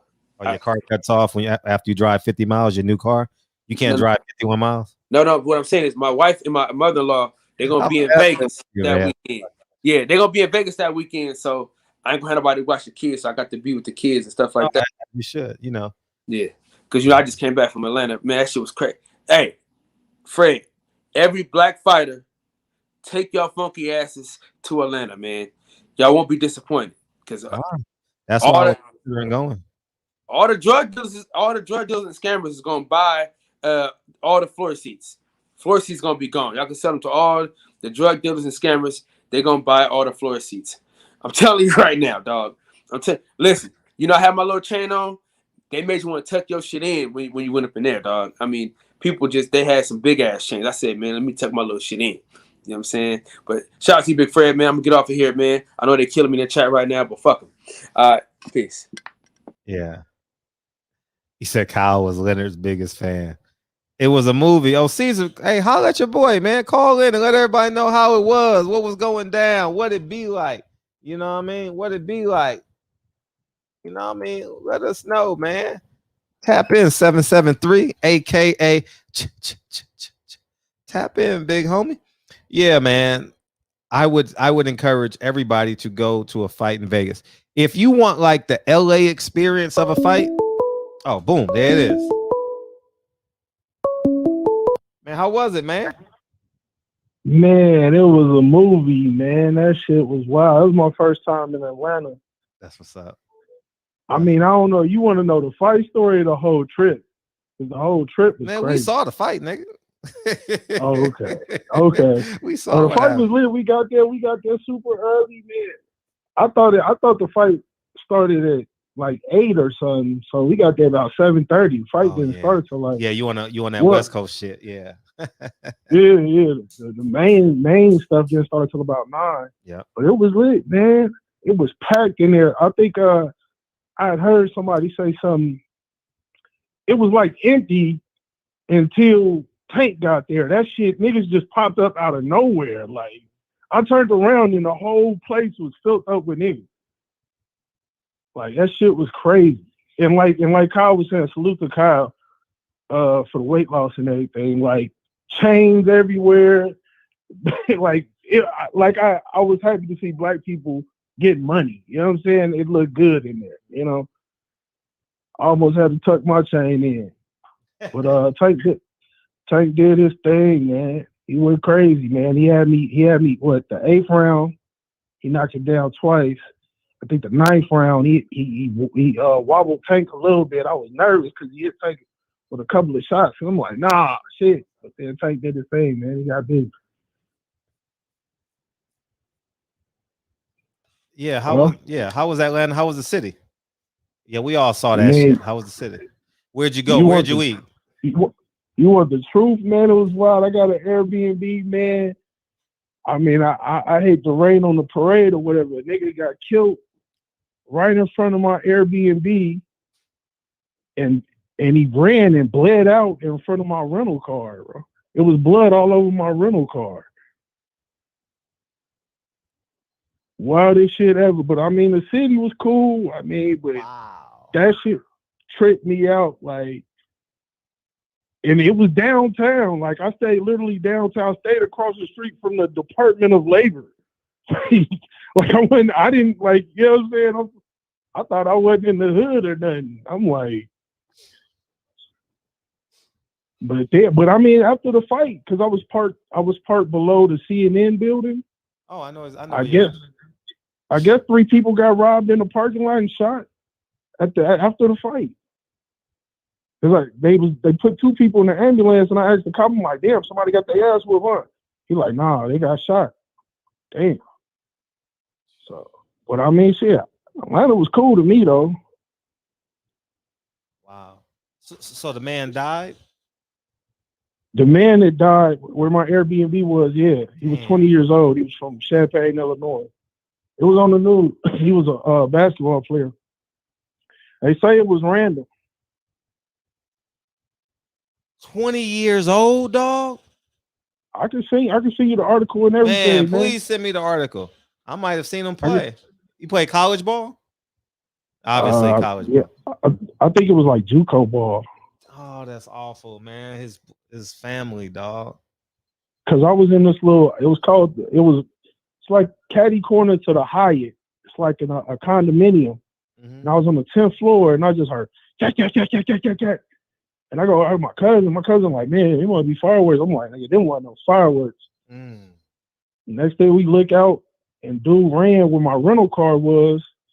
He just laying there, and the police was standing over him. He wasn't moving for a second. Then he got up and started moving around. I thought they shot up where he was at. I thought they shot up my rental car. I'm like, damn, I hope it, But I mean, I hope dude would have pulled through, but he was like, it was blood all over the rental car and everything. But yeah, I mean, Atlanta was cool despite that. The police on the news said it was a completely random act. Like,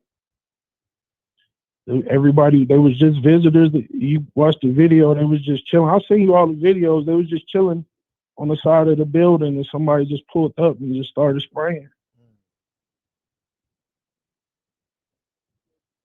Damn. I mean, other than that, I mean, I liked Atlanta. It was green as hell compared to, out here. But I went to the Trap Museum. That was cool.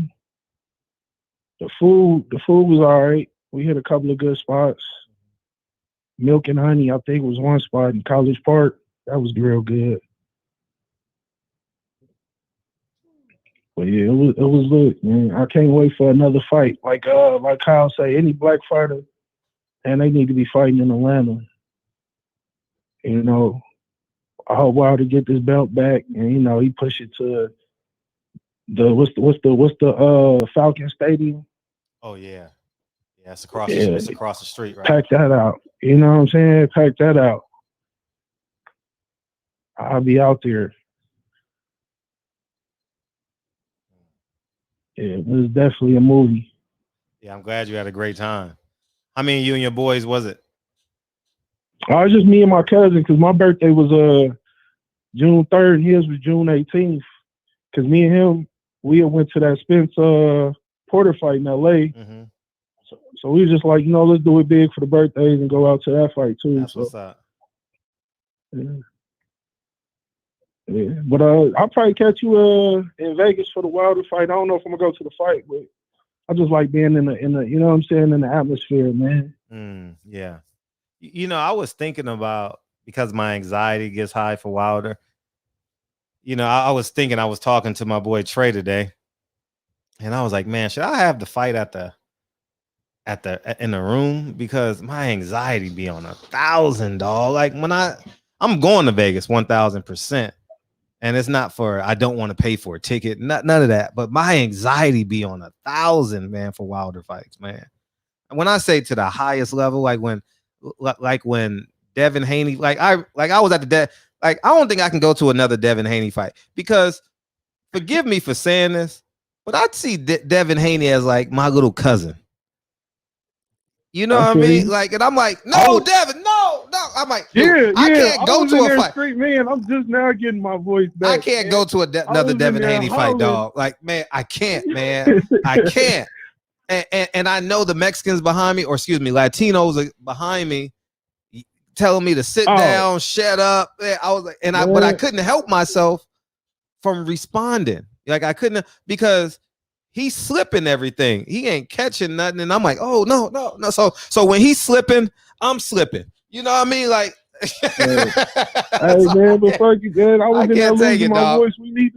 We need to turn up for our fighters, man. They bring, I know. I'm they going. bring their Mexican flags, they Irish flags. We need to bring our red, black, and green flags. Facts. We need to rep. Facts. We need to rep for our fighters. Oh, that might inspire me to go to a fight though. Because we got them in Leimert Park. We got those red, black, and green flags. I might. Got my living room. It's up on on the wall. Yeah, I might grab a few. I might grab a few and hand them out. Oh, yeah, we need to show up at the fights waving our flag. Yeah, I've been when I went to the Tank fight when he was doing the fights in what's the Dignity Health.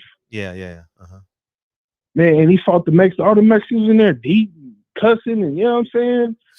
I from a distance, I saw one try to like spit when he walked walk back into the wherever the fighters walked back to the locker room, like try to spit on him or something. Like I was further away. I probably would have addressed it, but like they was acting ignorant, bro. Mm-hmm. That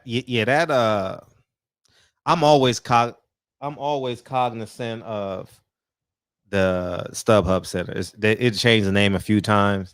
I don't care where my seat is. I am not sitting in that arena. And I'm suggesting, and I say this for real, do not look to your left, look to your right, look down and look up, and all you see is people that don't look like you in that arena.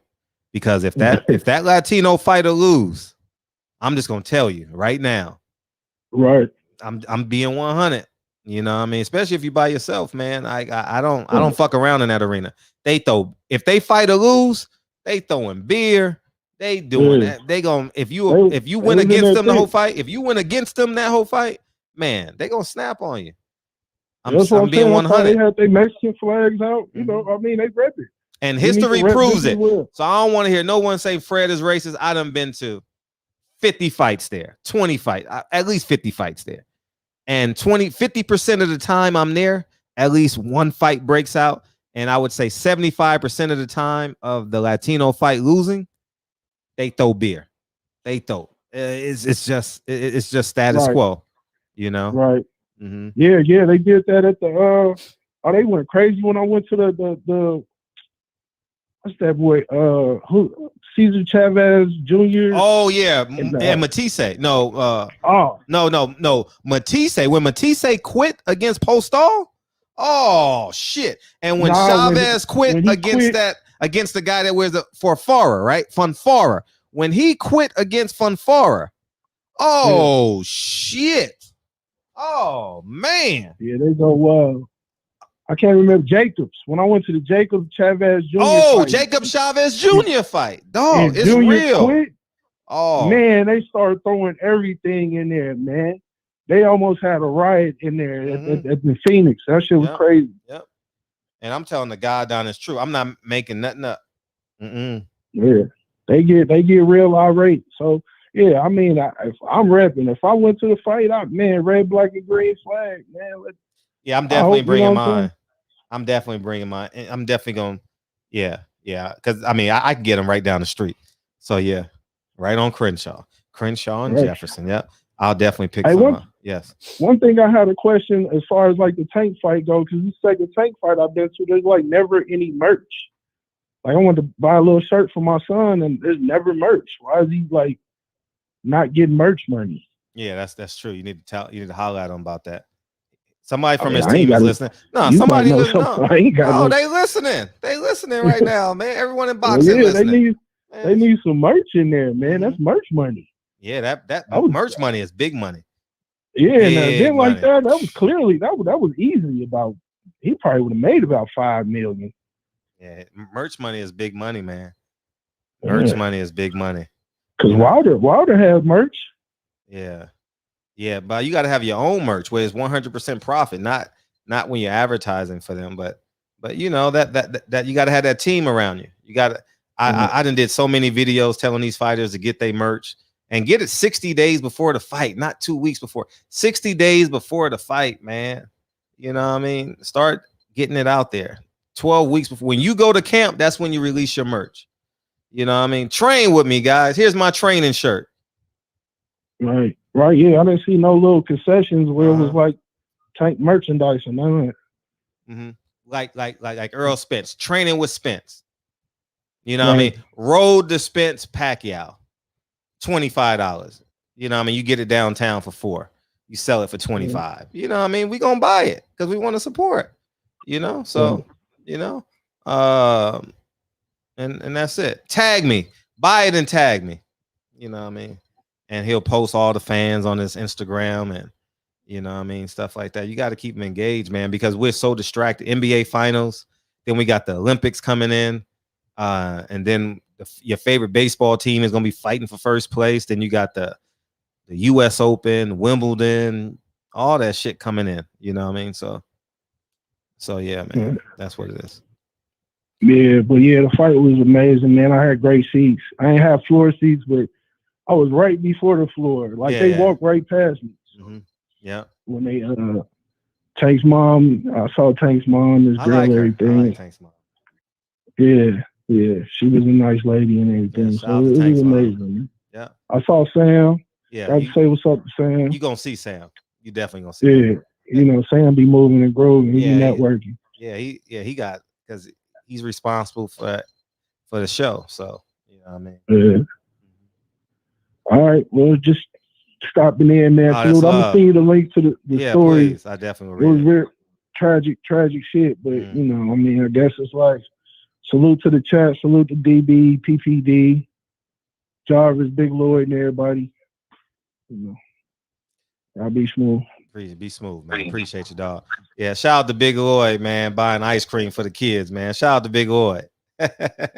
Shin C, what's up, man? Fred, I got in here late. Did you address old media bringing up the interview? No, I didn't bring that up. You did with Wild acting like they don't be tapping in using your interviews all the time, man. ESPN done use my interviews at least 5 times this year. They done quoted me about 5 times this year. I ain't even put all the Earl Spence quotes they done put it. You know what I mean? And the Deontay Wilder, I didn't even do it. Or the Bob Arum stuff, didn't even do it. 856, what's up? Yo, big dog. Hey, what's up, man? Where you calling from? A bunker?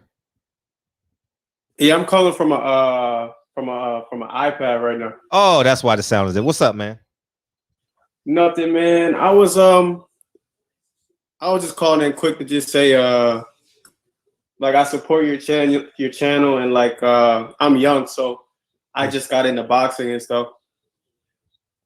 And you're like for people that's like up late at night and shit and don't got nothing to do, your channel like is like really entertaining and stuff. That's what's up. I try to be entertaining. You know, I'm a cornball, man. So I know sometimes my jokes fall flat, but I appreciate you fucking with me. Nah, of course, man. And I just want to say keep going and shit. Mm-hmm. And thank you. Oh, no problem, man. Where's 856 at? Where's that? This is a New Jersey number, but I'm from the Philly area. Oh, you're from the Philly area. Okay, so you were Philly. You're a J-Rock fan. Have you heard of J-Rock? Yeah, I'm a J-Rock fan. I like Boots Ennis and Colbert. All them guys. Yeah, Chris Colbert. Not Chris Colbert. Stevie Fulton. Steven Fulton, yeah, all them dudes. Man. Yeah, Stevie Fulton's a good guy. Steve Fulton. Yeah, he's cool. He's cool, man. He's a problem too. I think he's on his next fight against Phil Rowe. I think he's gonna really like make a big statement. So yeah, the fight down there is Reese Salim and Stevie Fulton. That's the fight down there at 22. Oh yeah. Yeah. So I don't know, man. I was just calling in. Just man, that's love. I appreciate you because it's late over there. It was 1:39. Hell yeah. So yeah, I'm out. I appreciate you, dog. No problem. Heavy Andy. Didn't Chris Colbert say he's Mexican? Fred, what? I don't remember that, but feel free to DM it to me. I know he's Spanish though. I know he's some type of Latin. I know he's from some type of Latin country. 253. What up? What up? You ain't called in a minute. What's up? Hey, Fred. I love you in real life. Where you been? Hey, I've been in the audience. Okay, I appreciate it. Cheering from the chat. Okay, what you got, man? Hey, I love you in real life, and I love this mission that you embarked on. I know it's kind of a segue from the boxing conversation, but 9 Lives, I'm anticipating it, and I love you for the vindication. You Oh, understand? that's what. It Thank means you. a lot. Thank you. It means dog. a lot. I appreciate your knowledge. Right. So, shout out to you. Shout out to Barbershop Conversation, shaking and smacking the shit out of mainstream media. Oh, aren't we and doing it? affecting their bottom line in the way Aren't we that you doing do. it? Fuck them if they can't get with it, and welcome them if they can get with it. You understand what I'm saying? So, shout out to you. Shout out to DB. Shout out to PPD, and shout out to the barbershop community for holding strong and affecting change. Yeah, That's affecting it. change. You're right. That's all I wanted to say. Man, that's love. I appreciate you hollering at us, man. I appreciate you tapping in, man. The legend. Love Appreciate your y'all. knowledge. Peace. All the time, big homie. All the time. It's Pinky, man. It's Pinky. We got to have him back on, man. We said we was going to have a show. Damn, we got to have him back on, man. Yeah, we had a hell of a run. Here's your favorite caller. Caller of the last 2 minutes. What's up? Last 30 seconds. Last 10 seconds. Last 3 seconds. What's up? How much you pay this week? How much you pay today? Nah, nothing. I slept most of the day. You ain't got a job? You ain't got nothing to do? Don't hit me with that Friday shit for it. I mean, what'd you do all day? You slept all day? You got high all night last night? No, just slept. Just sleep. It was too hot. Too fucking hot. How you have the ability to sleep all day? Oh, today? No, I slept all day. It was hot. Man, you got a great life, man. You could just say, I'm gonna just sleep this Tuesday. You know, I'm good. Yeah, man. When you're independent, man, you got basically you contracting and stuff like that. You do basically either your own job, whether it's writing or whether it's promoting for brands. You're by yourself. There's so many opportunities for anybody to do things themselves. That's why people like you definitely should get your flowers a lot more often, because you basically said a big F to corporate and did your own thing. So I think you inspired a lot of people to just do that. Not necessarily just me, but people who listen to your story and maybe other people's story and just say, you know what, let's just do this shit myself and not have to worry about when I'm gonna get my lunch, when I gotta get paid, or I get paid Friday, get paid Wednesday, or I can't wait to get paid. No, pay your fucking self. Pay your fucking self. Do your own thing. Whether it's blogging, whether it's getting paid just to be a travel agent. There's so many opportunities for us. Right. And I really appreciate what you do and other people who speak about being independent. So I really do. All right. So I think that's important for us, not only as a people, but as a community. So. Mm-hmm. Yeah, you're right. But the residential gentleman, man, JJ, feel free to introduce yourself to Beautiful Is Her Name. Beautiful Is Her Name. We have the residential gentleman. He's going to greet you into the barbershop. So holla at him and you're more than welcome. Welcome to the show, though. Welcome to the show. Welcome to the show. And I will say welcome to the show. Welcome to the show. So we got a new name. Shout out to the person in the chat. I just missed it. But the person in the chat says, here's your motto for your fights. Have you ever seen the movie Blood In, Blood Out? To be honest, no. Okay, what how old are you? 28? 31? Oh man, you was right on the hill. 29. 29. Okay, perfect. 5 in, 5 out. Oh, here. Boom. Boom. Why you gotta do me like that, Fred? I'm just saying. Why? Someone said in the chat, and I was like, that is the perfect name. That is the perfect name for your parties. 5 in, 5 out. Y'all never gonna let me live this down ever. DB's taking that job. Oh yeah. But yeah, Chris Colbert, man. I really like Chris Colbert a lot, man. I really enjoy his fights. He's really skilled, but he was definitely wrong with some of the stuff he said about Wilder. Some of the stuff I really wish he would acknowledge Tyson Fury's history of cheating, man. I really wish he would acknowledge. I always hear people talk about Tyson Fury's skills, but they never put hand to hand how this dude fights dirty. Look, I've never heard a heavyweight in history of 6'9", over almost 300 pounds, got all these skills, but yet he still needs to fight dirty, still needs to get an extra edge.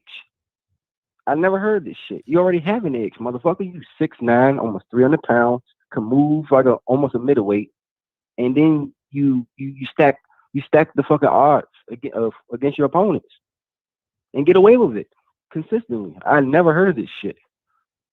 That dude has to be one of the most insecure fighters ever. And Chris Colbert failed to mention that. He kept talking about how wild this and that. Let's keep it 100. Let's keep it all aboard 100 on both ends. He can't be mad when people feel like he's a Wilder hater. He can't be mad when people feel like he's being disingenuous. He can't. I mean, it sounds like he don't give a fuck from what I saw. He don't care. He doesn't care. But like I said, I got a good feeling that Wilder's going to win. It's going to be interesting to see what people like him, Andre Ward, and a lot of other people who had a lot to say, what are they going to think about this? Because I got a good feeling that Wilder definitely learned a lot from 2 fights with Tyson Fury. He definitely knows what he's up against with this guy. And I'm definitely think this time he's way more prepared than both those fights he had combined. So obviously we're all looking forward to it. Hey, what do you think about the card though? Honestly, Fred, that the Fury Wilder 3 card. I like the card, dog. I really shout out to PBC and ESPN for doing that card. I really like it. ESPN did a good job at their undercard fight. I think PBC did a good job with their undercard fight with Helenius and Kawanaki. It's going to be a lot of punches thrown in that fight. Someone's getting knocked out, and Big Baby Miller is fighting somebody. But this is a good card. The real Big Baby Miller, the real one, not the off brand. Mm-hmm. Well, it's a good card. And it's fan friendly. Because I guarantee you 2 of those 4 fights will at least end in a knockout for sure. I'm going with 3, man. I think Anderson's getting knocked out. I'm going with I think I'm going with Konaki this time to get the knockout. I think he was close to getting a knockout against Helenius until he got caught. He was pushing the pace and hurting him. And I think if he didn't get hit with that shot, he probably would have got the stoppage. But he better learn how to block, because if he don't, then I'm gonna be definitely wrong. He definitely gonna get knocked out if he at least didn't learn how to block. At least. If he didn't learn how to block, then yeah, it's gonna be a repeat. And as far as Sanchez and Ajava, that's probably a 50-50 fight, man. 50-50. I mean, I would say it's a 50-50 fight on paper, but I don't know. Frank Sanchez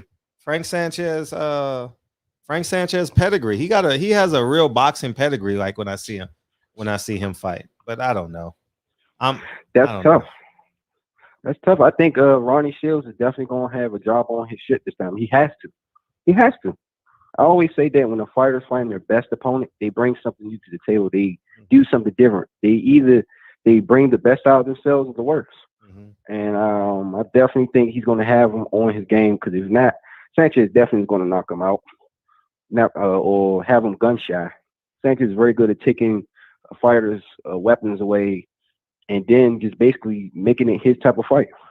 He's very good at that. He's going to take away Java's right hand. That's what he's going to have to worry about, that right hand. I mean, there's no doubt in my mind if he gets hit with it, I think Sanchez is going to go to sleep. I don't think I ever seen him hurt. We've seen Ajava hurt, seen him hurt and get dropped, and he got back up though.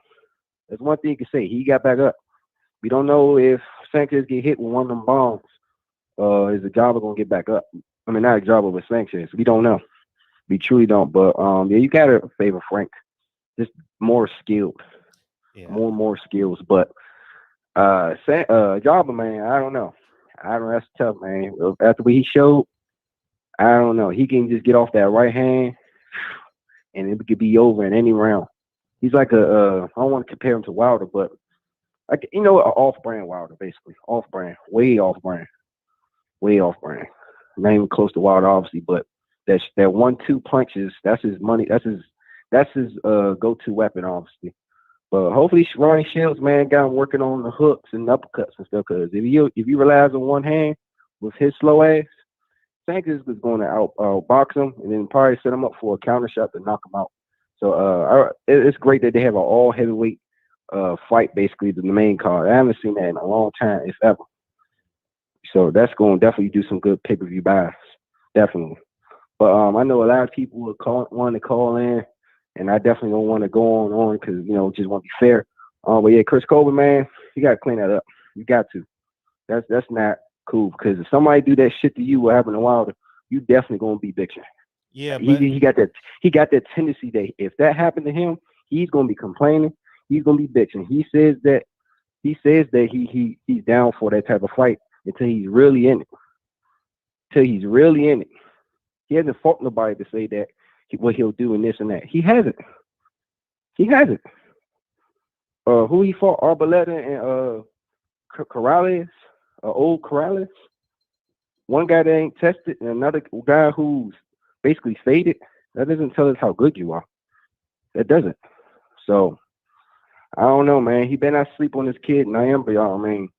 He I don't know. He should win this fight, but yeah, he needs to watch what he says, man. Sometimes what you say could come back to you later in your career. You can fight somebody that's a cheater, a dirty person, in the blues, and we gonna hear be like, wow. Didn't this guy say all this shit about Wilder? He said all this shit. That's him. But before I get off, shout out to Earl Spence, Devin Haney, Shakur Stevenson, of course, Deontay Wilder. I have no doubt in my mind. I really hope you leave Fury's face not the same when he leaves out. Put him on the stretcher, leave his face mangled. Really looking forward to it. Hey, get that body, man. Go to that body. That's a huge motherfucker. Break the body down. Earl Spence, retire Manny Pacquiao. You do that, you'll be the pound for pound king, not Canelo Alvarez. Shakur Stevenson, get that Jamil Herring fight, man. Take him to school and retire him. And last but not least, of course, Devin Haney, move up, man. Move up. You're not gonna get those fights. Get that get them belts at 140 because Josh Taylor's gonna vacate. So yeah, man, once he vacates, you move up. Yeah, once he vacates, move up so you can fight for the vacant WBC. Shit, he can probably get all the belts because I think a lot of the people who's ranked at the top of those belts is someone like I think quite a few of them is PBC fighters actually. So I think he can if PBC hopefully they'll want to give him an opportunity to fight their guys, or Eddie Hearn or whoever, Bill Haney, man, make them deals because I want to see Devin in some good fights. He was very entertaining when he fought Linares. Very entertaining. That was the best fight of his career. Very entertaining. I want to see him in some real good fights in his time. And I really, really appreciate when a young guy wants to take that risk. So young in his career. I really appreciate it. So that's my call for it. I'm out. Appreciate you, mate. He slept all day. Welcome to the good life. Hey, that used to be my workout song. Welcome to the good life. Yeah, man. It's man.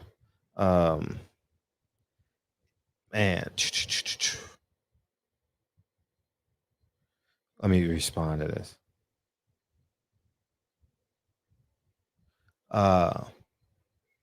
Okay. Yeah, didn't Chris Colbert say I gotta go back and why I don't know about that, but I know he wants to choose the alternative road. Like, because I remember the Paulie thing. He went with Paulie. But here's what I say about when you pick Tyson Fury because you think Deontay Wilder is a liar. If you think Deontay Wilder is making up excuses, right? This man has been suspended twice by his own country for taking steroids. He was caught with a faulty glove in the ring.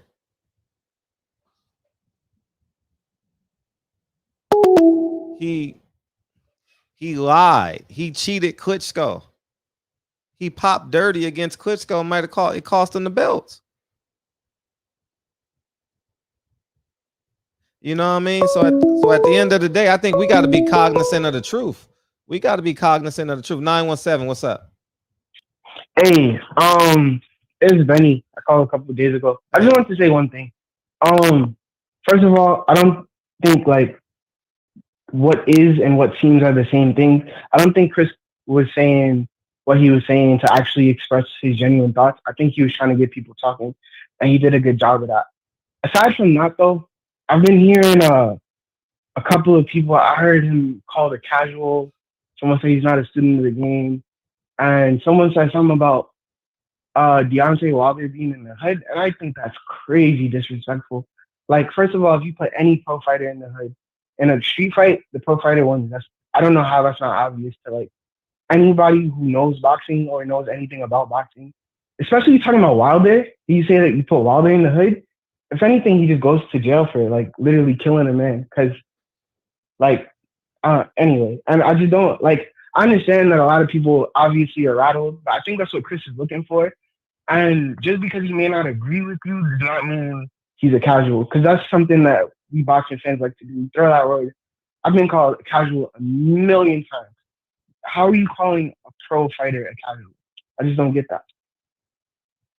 I mean, but he did misinterpret. He did he didn't say the accurate facts. But I mean, you're definitely entitled to what you believe. I'll just say, I'm thinking along in, right? I'm thinking along into this. Deontay Wilder. What's that look like? Here's just me just being practical, okay? And 9 times out of 10, when I make a decision, I'm going to be practical. Chris Colbert made the same mistake Sean Porter makes. He made the same mistake many other fighters going to make. Let me sit back and look at this landscape of boxing. Deontay Wilder is the #1 ticket seller amongst African Americans. Earl Spence is #2 amongst African Americans. Who's the #1 and #2 fights this summer? Earl Spence and Deontay Wilder. Well, I may disagree. I may not like Earl Spence or Deontay Wilder in their fights. I'm just going to stick it to the fights. Whether it was personal, whether it wasn't personal, I don't know. But it's definitely going to affect my bottom line, me going against Earl Spence and Deontay Wilder in one interview. Yeah. I think when it comes to like, so you probably know these people personally. Somebody probably comes to mind. I don't know him personally. I mean, there are people that are like. I mean, I know him. I don't have a personal relationship with Chris Colbert, but I know him.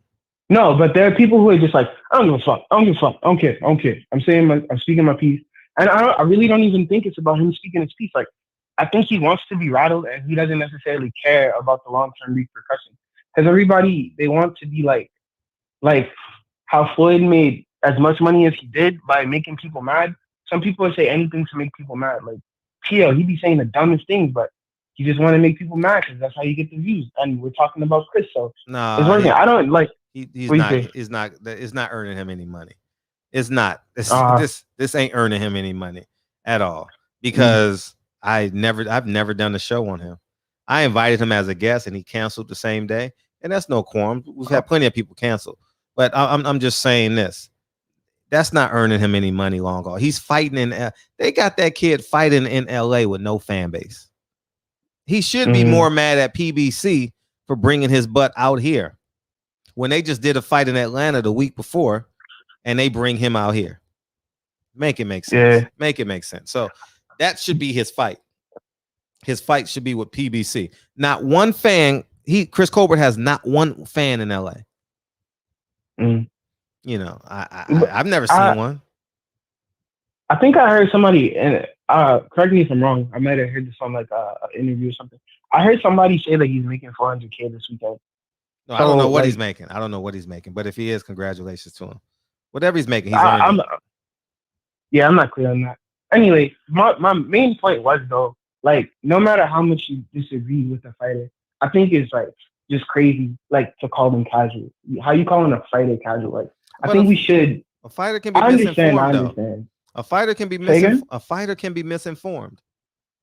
Yeah, most definitely. But I feel like when you call someone a casual, it comes from a perspective of I know more than you. You know so little about the sport that you must not, like, you watch it as you may watch like a game of golf. And I just don't think we should be calling it. I don't think at all we should compare any type of fighter to. This is coming out wrong.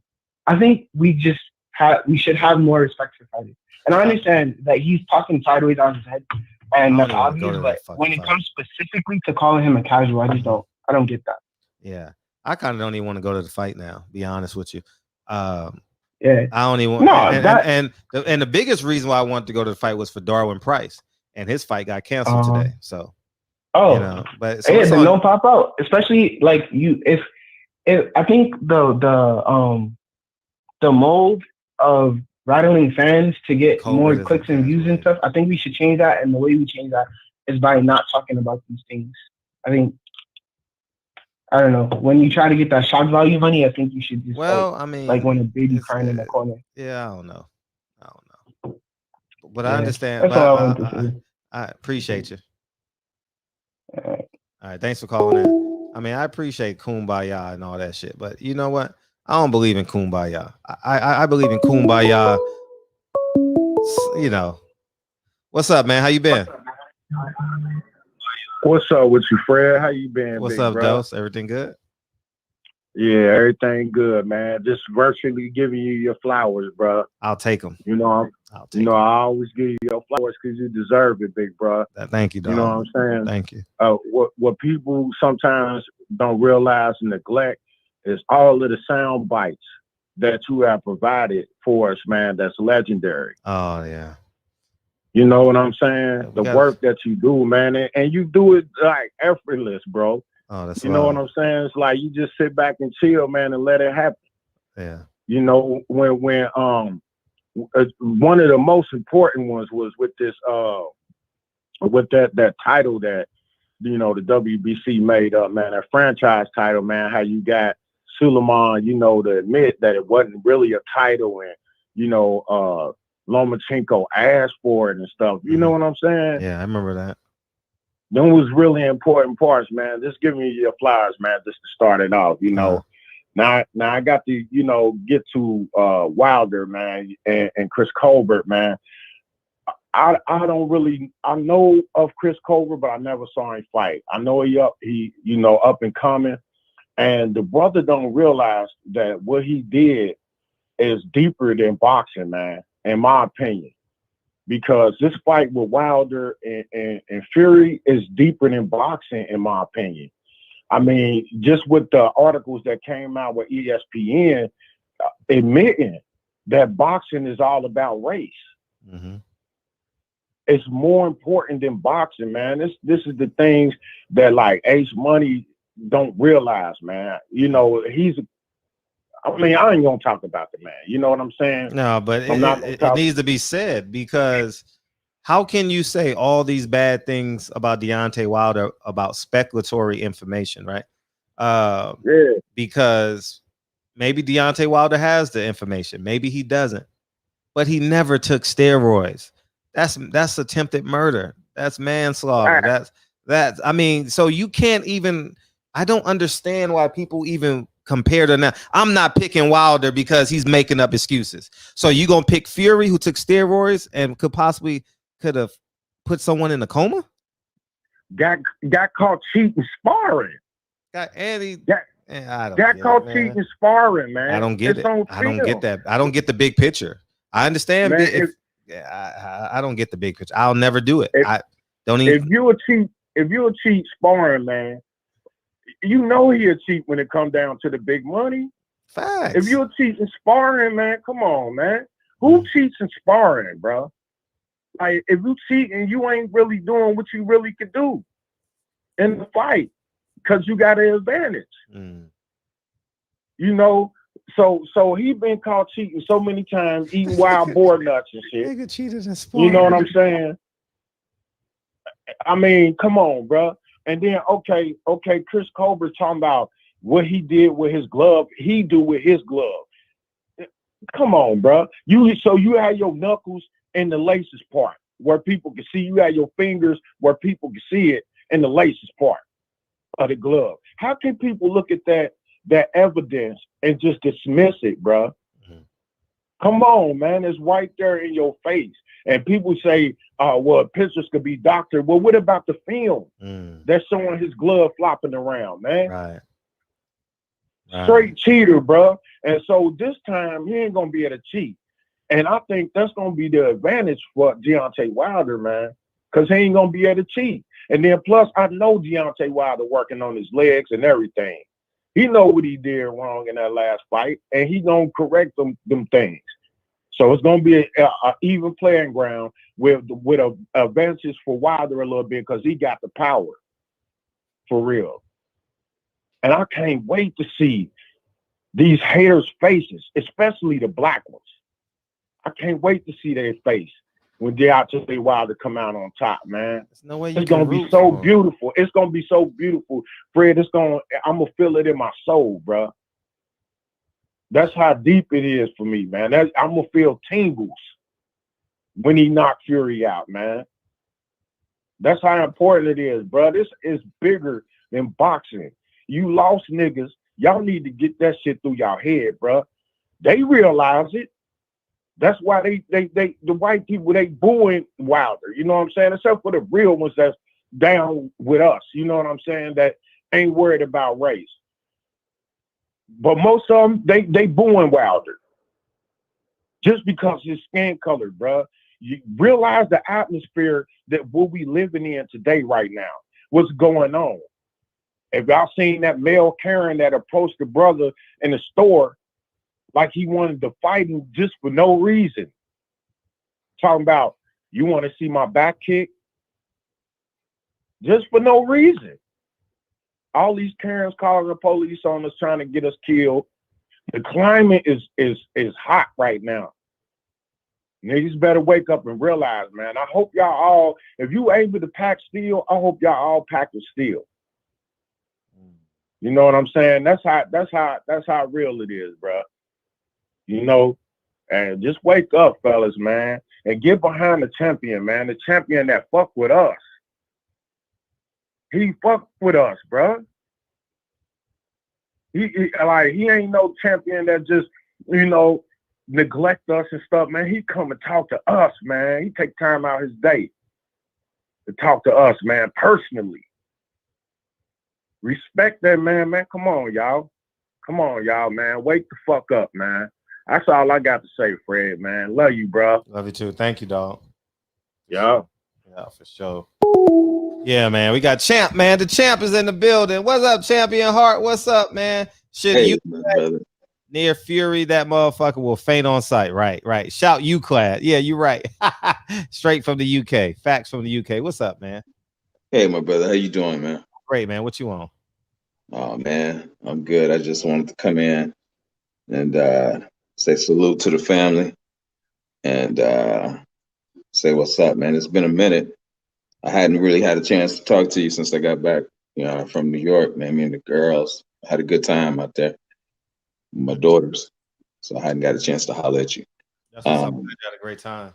Yeah. It was real cool, man. You know, the way my daughter, man, has learned how to navigate through New York, not being raised in that environment, man. It's good that she's learned how to do that.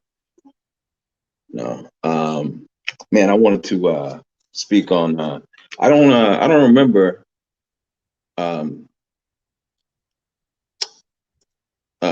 Breland saying that Wilder was untrainable. Do you remember him saying that? I don't remember him saying it. Yeah, he said that in an interview he did with a I don't know the name of the channel, but it was a UK channel. I'm trying to think of the name of it. Oh shit. I'm drawing a blank on the name of that channel. Okay. Well, see that goes to, and I've heard people criticizing the fact that he's using Scott as a trainer now. The thing is that you have great fighters or good fighters. Everybody can't train. The fact that Wilder was working on driving a truck, delivering beer, and decided to box for the sake of his daughter. He won a bronze medal, knocked 42 cats out. I mean, that's just natural talent. With all of his fundamentals, the flaws, he still that natural talent of being able to do that. So that says a lot about the fact that Breland would say that he's untrainable, that just goes to show you how much natural talent that Wilder has. I haven't and to piggyback off of what that caller was saying, he's definitely 100% right, man. I don't understand, the hate for this brother from the other brothers, but it's the same thing that you saw with Ali. You had so many people hating Ali, and Ali was for his people, and he expressed that all the time. So the parallels are very, very close. And like you said, I don't understand how they speak on Wilder, but nobody says anything about Fury's cheating history. Why is that?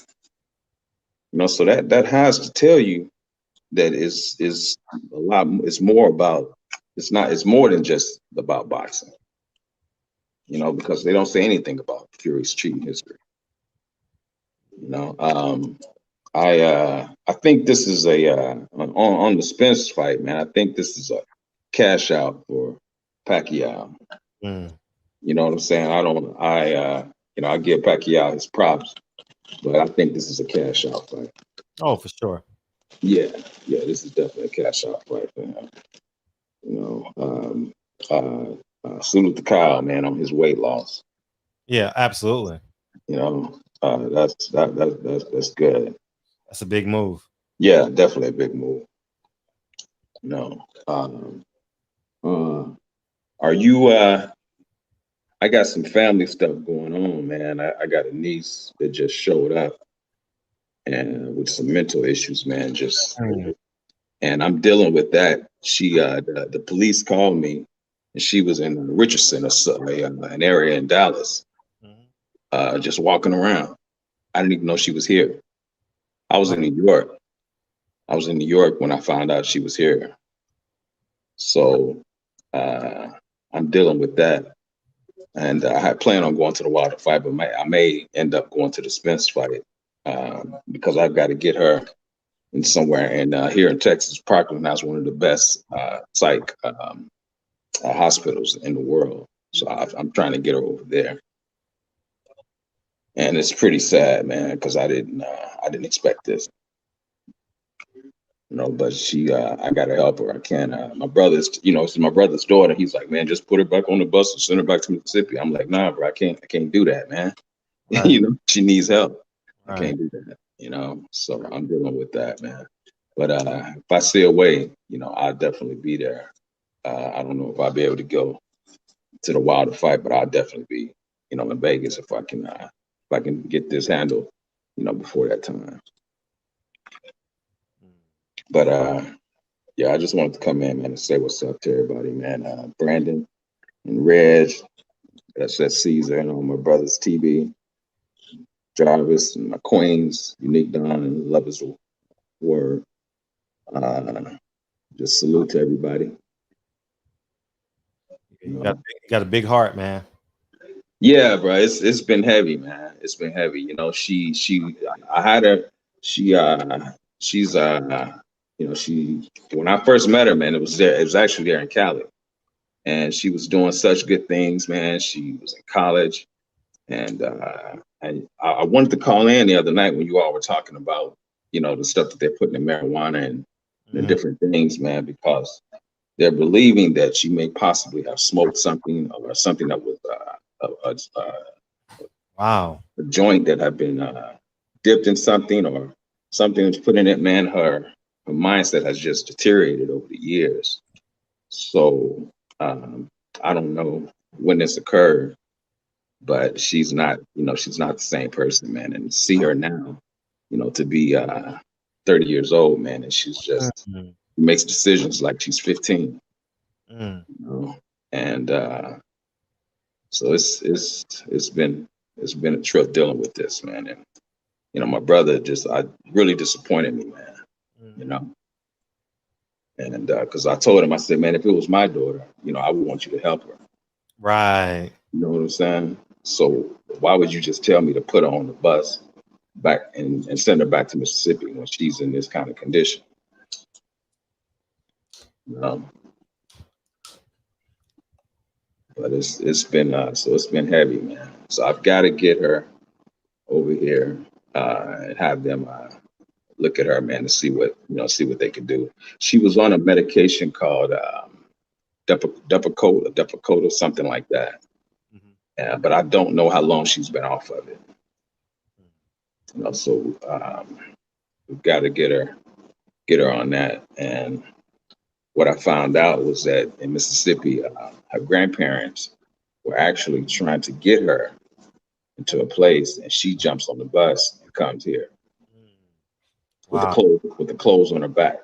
Wow. So when I got the phone call that they had found her wandering around in Richardson, she had went home with some guy that she met at the bus station. And so we had her for like 2 days, and then he just put her out on the street. Wow. So it's been crazy, man. It's been crazy. So I'm gonna have them do a pregnancy test, and I was about to say that, yeah, and to check for any type of diseases or anything like that, man, and see if we can get her, some help, man. So, I gotta admit, it has been a little scary, because she's schizophrenic, and I don't know what she may do. So I've been having to sleep with my door closed, 'cause, she's talking about the Illuminati is trying to kill her, and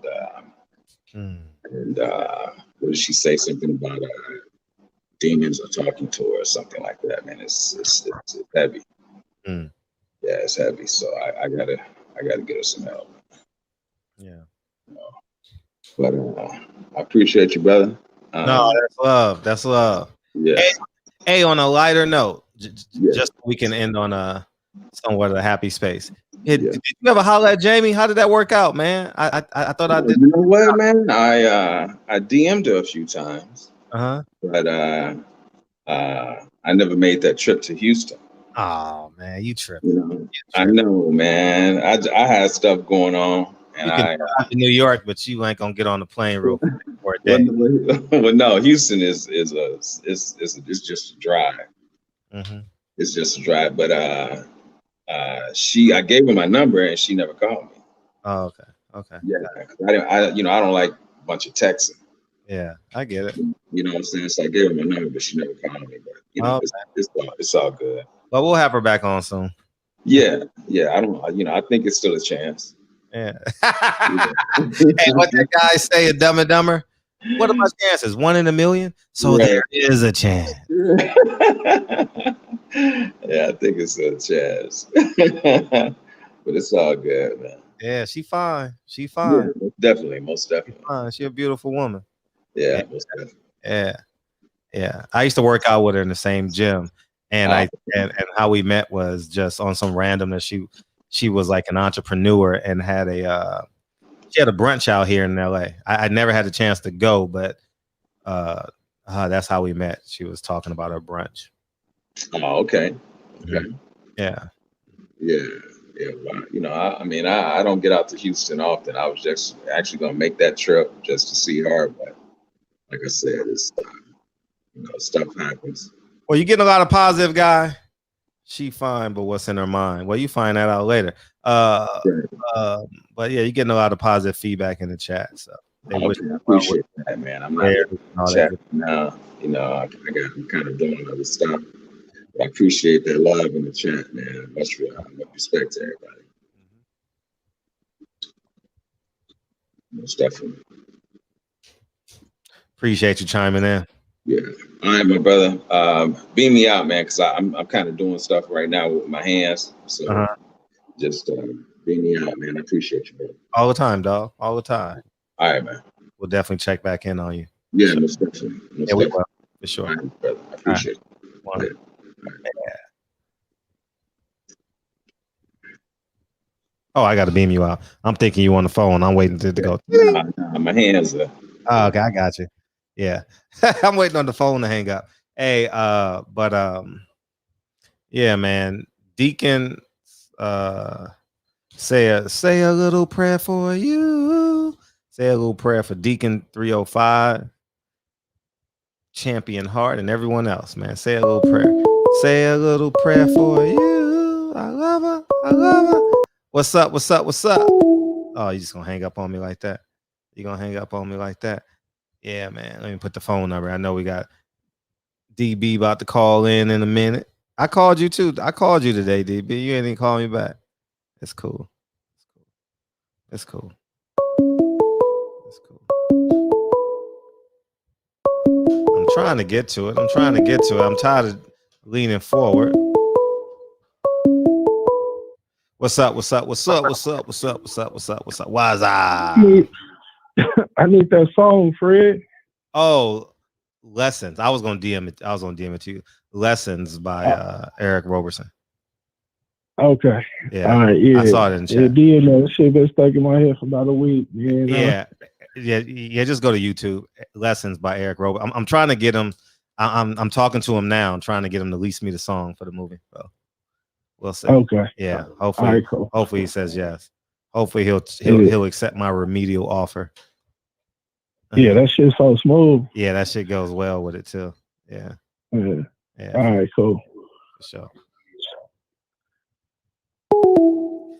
You take any pictures today, Fred? I knew that was gonna come up. He finna fumble the draws. I knew that was gonna come up. I knew it. I knew someone was gonna say it. What's up, man? What you got to say? Hey, what's going on, Fred? Hey, what's up? Hey, I'm calling in regards to Otha Wallace. I just want to shed some light on. Yeah, you called me. Yeah, please, because catch everyone else up with it. Yeah, go ahead. Okay, so maybe 4 days ago in Daytona Beach, Florida. I call him O. I met him before. I had the honor of meeting him before, Oh, you did? I met him one time. So he was chilling in his car at his apartment complex, and a police officer approached him, and to me from the video, it seemed like the police officer was harassing him. O was like Ozone. They call him Ozone.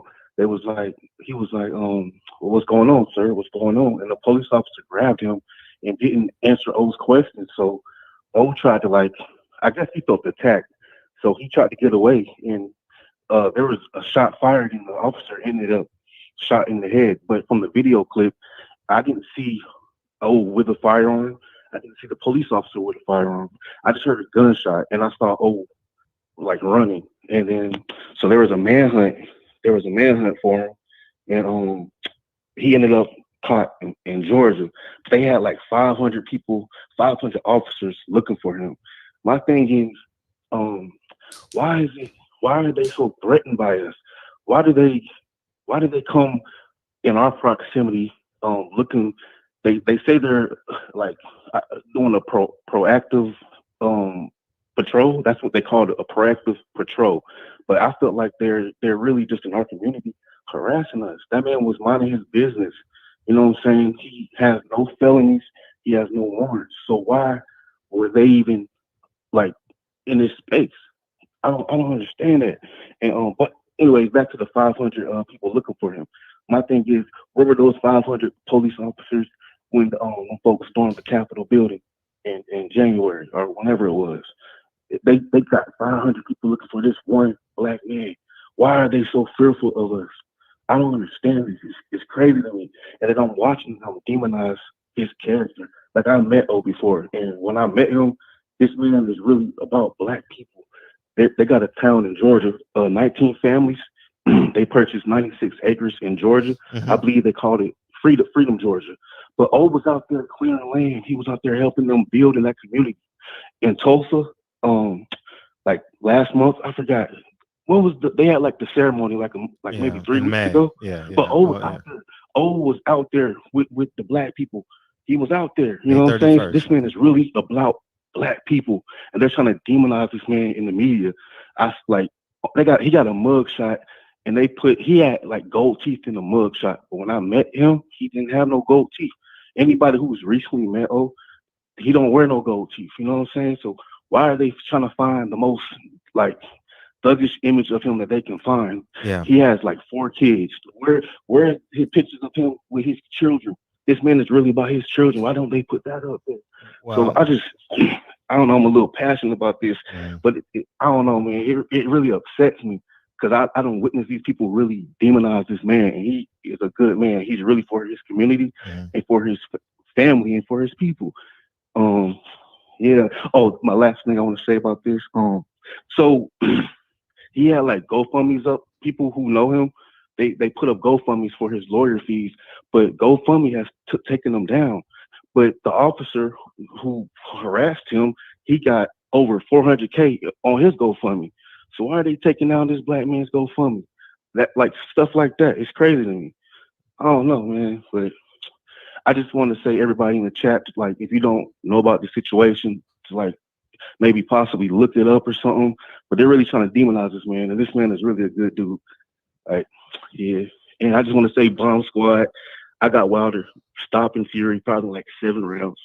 Chris Colbert, man, I don't know. I feel like we're all entitled to our opinions. But Chris Colbert, he tripping. I don't know what he tripping. Right. Yeah. Right. But that's my call, Fred. I ain't gonna hold you up. I appreciate you, and I'm going to get to that trial. I just don't like speaking out of ignorance, so I haven't studied it. I know what I believe happened. I haven't cross-referenced my facts yet, but what I did hear about the 500, and they found them in a tree house. Right. And I'll say this. I say this a lot on the show. To love yourself is to know your enemy. And we know what they're going to do. I haven't seen the surveillance footage at all. And I would suggest that black media makes a statement as at this case. This case is as important, if not more important. I don't want to say it because another man's life was gone, but this is important because this is the first time that I can think of in my adult life where we have a sheer case of self-defense, what I believe to be self-defense against a police officer. And I think it's important that we stand up and we speak directly to those jurors. I think it's important that we apply pressure to the people that's going to do what? Decide his fate. And it's going to be 2 to 4 black jurors on that trial. On that case, we need to talk directly to them. Right. You understand? And this is another example of the bigger picture. You know what I mean? And it makes, I don't give a fuck if he was Republican, Democrat, had 14 white women, you understand what I'm saying? Sold crack. This is Black America on trial. This ain't Ozone on trial. And this ain't the OJ trial. This ain't none of that shit. This is Ozone is on trial. And I believe, this is just me speaking out of part-time ignorance because I haven't done my research, but I think it's important that we hold each other accountable. And obviously I'm gonna pick up the steam on this case, especially once I get done with this movie stuff. I just been locked in on this movie stuff, man. And outside of this show, actually this show is like a vacation for me. I'll be honest with you. Like, I enjoy the 3 to 4 hours I put on here every night. You know what I mean? But anyways, but yeah, I'm definitely gonna be all over this case because this is important. Because I'm a firm believer in self-defense. I'm a firm believer. Right. I mean, I'm firm on it. I've just know that Fred is firm on self-defense. Okay. I will not incriminate myself on this show, but this case is important. You understand? Right.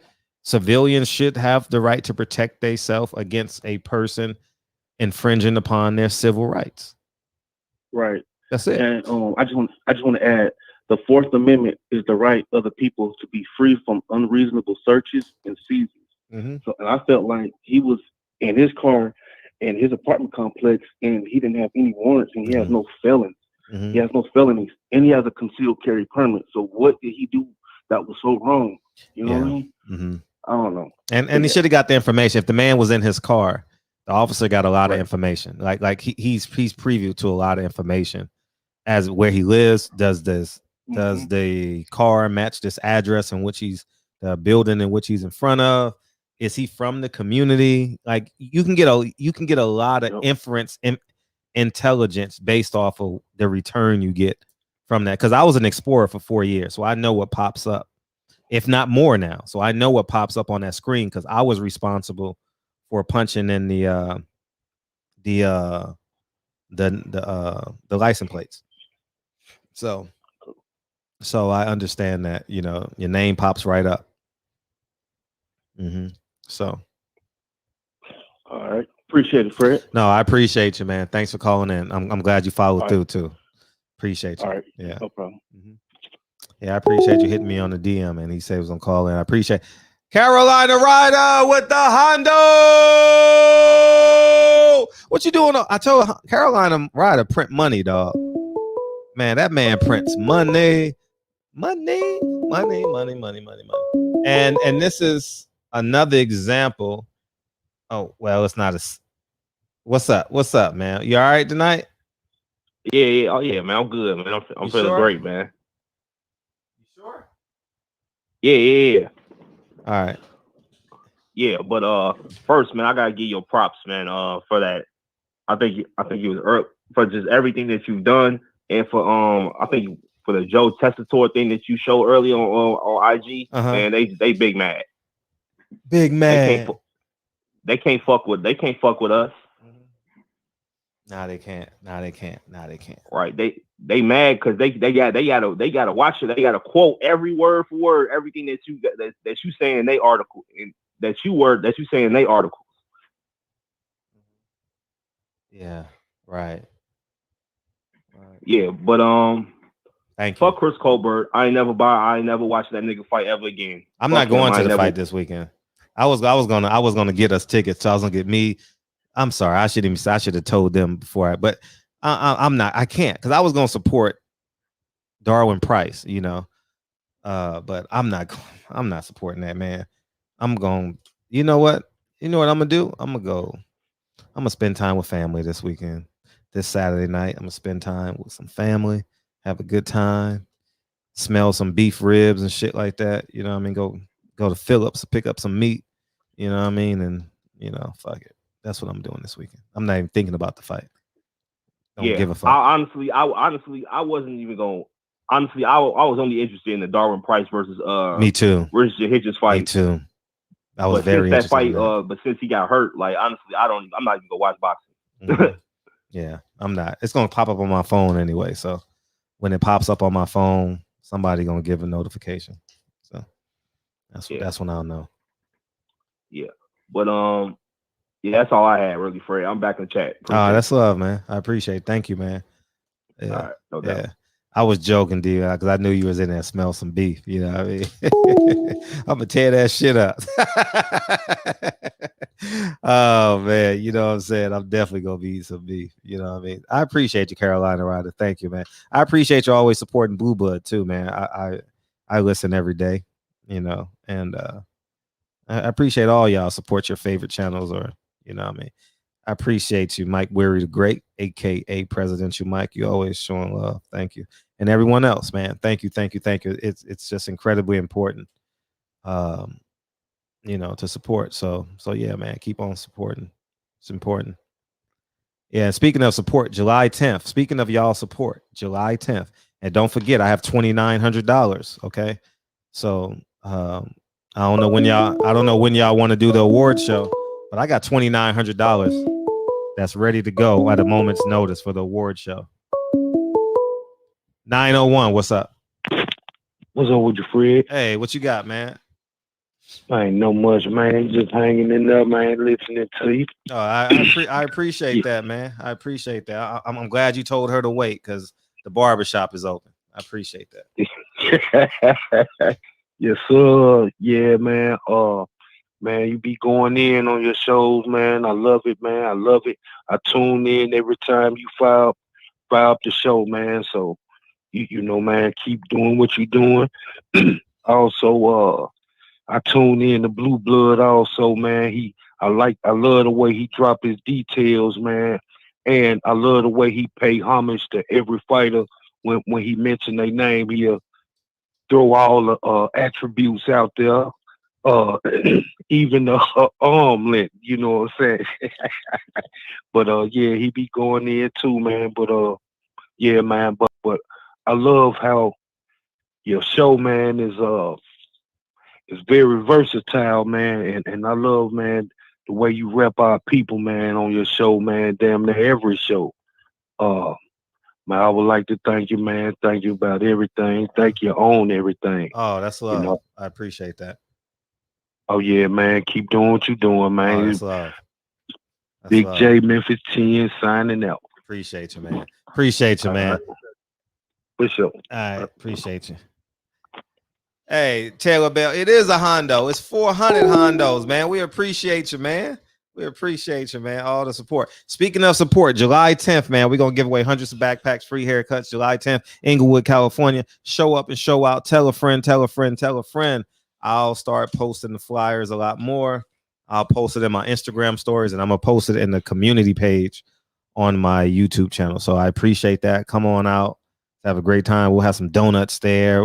We actually have a self-defense class in the back for kids. I believe we're going to have that. And come support Tanya, man. Come support her business, man. Tanya does a great job, man. And she's been doing my beard for, I mean, a few years now, at least 4 years now. So I think it's just important that that we come out, man. Shit, we need to have more people there than backpacks. How about that? How about that? How about them apples? You know, so that'll be fun just to hang out. It's 11 to 2. It's a couple hours, man. You know what I mean? We'll have the MP3 fired up with some of your favorite songs, and we're gonna rock out. We'll make sure we got some Drake in there and some more Drake and then some more Drake. All right. So it's gonna be a dope playlist. So come on out. Inglewood, California, next Saturday. Not this Saturday, but next Saturday. We in the community, man. And you know, I promised myself, and this is Lincoln's 3rd annual. It would have been the 4th, but it's his 3rd. And it's important that I do this with my son, you know. And then I'm trying to think of something to do with Kennedy. I haven't came to it. I was gonna do an etiquette class. Oh, you got some more packs today? That's dope. That's dope. I appreciate you, DB. So I don't have to go down and get some more because I got 100 already. So that'll be good. So I think we're good on backpacks now. I was going to I don't know what I want to do with Kennedy yet, but I was thinking about an etiquette class, you know, for young men and young women. And I want to do like some engagement, like proper engagement between young men and young women. You know what I mean? So I was thinking about doing that in August, or maybe just sometime, give it some time, but I definitely want to do it before the sun changes, you know, because when the sun changes, it gets cold in the wintertime. And I know people may not want to come out, but I was thinking about that. So that's, I'm trying to think of something I can do with Kennedy, man, because I can't have Lincoln, his 10th annual backpack giveaway. You know what I mean? And Kennedy just sitting looking at me like, oh, you got 50 more? Oh, we good. We good. We good. Shit. You know, so we're more than good, DB. Thank you. But it's just important that we find ways to give back, man. It's I believe in it. When I had nothing, I gave back. When I have a little bit, I give back. You know, it's just incredibly important because I told the story. I'll tell you guys a story. I never told you guys this story. My senior year in high school, I was a good basketball player, y'all. Like, my intellect was like Chris Paul's. I didn't have the game of Chris Paul, but my brain worked like Chris Paul, right? You know, understanding people's weaknesses, knowing how to play the game and manipulate the defense. And when they foul me, overreact, get the call. You know what I mean? Take your time walking to the free throw line, man, because your big man is tired. You know, little shit like that, you know, like, and there was this police officer, and I said, next week I'm going up to Venice High School to get his name. He knew I was a great basketball player. And I was under recruited, right? Because keep in mind, I'm on the west side. So I got Baron Davis, Dwayne Davis, who went to Arizona State. And it was like 10. Jason Hart, who I was better than, and I work out with him damn near every day at the park. I wasn't better than Barron. Barron was the best player I ever seen in my life in terms of high school. I'm talking about playing against. And but Jason, I was better than Jason. Like I was more explosive than he was, just taller and longer. And that's a skill in itself. And so I needed to go to this basketball camp, right? It was the Dana Pump basketball camp, right? Yeah, more like Eric Snow, because my pull-up game, but I could shoot better than Eric Snow, man. Eric Snow wasn't as I was like Peter Warwick with a basketball, if you get my drift. You know, I can get in and out real shifty, you know. But anyways, that's 25 years ago. It was this police officer, and I had to come up with $200 to go to this basketball camp, and obviously didn't have $200, right? And the police officer donated $100, and because of that $100, I end up my recruiting picked back up, and I ended up getting a basketball scholarship, and the rest is history. I lost my basketball scholarship. Y'all know the rest of the story. But look what that $100 did. You know what I mean? That $100 is paid 100,000 times over now. So it's important that you give back to your community, man, and do it from a genuine perspective, because his return is not his return is that Frederick is a grown man now giving back. You know, sometimes you don't actually get the tangible reward back. Ain't that right, Troy? What's up, man? Nothing really. I was calling in.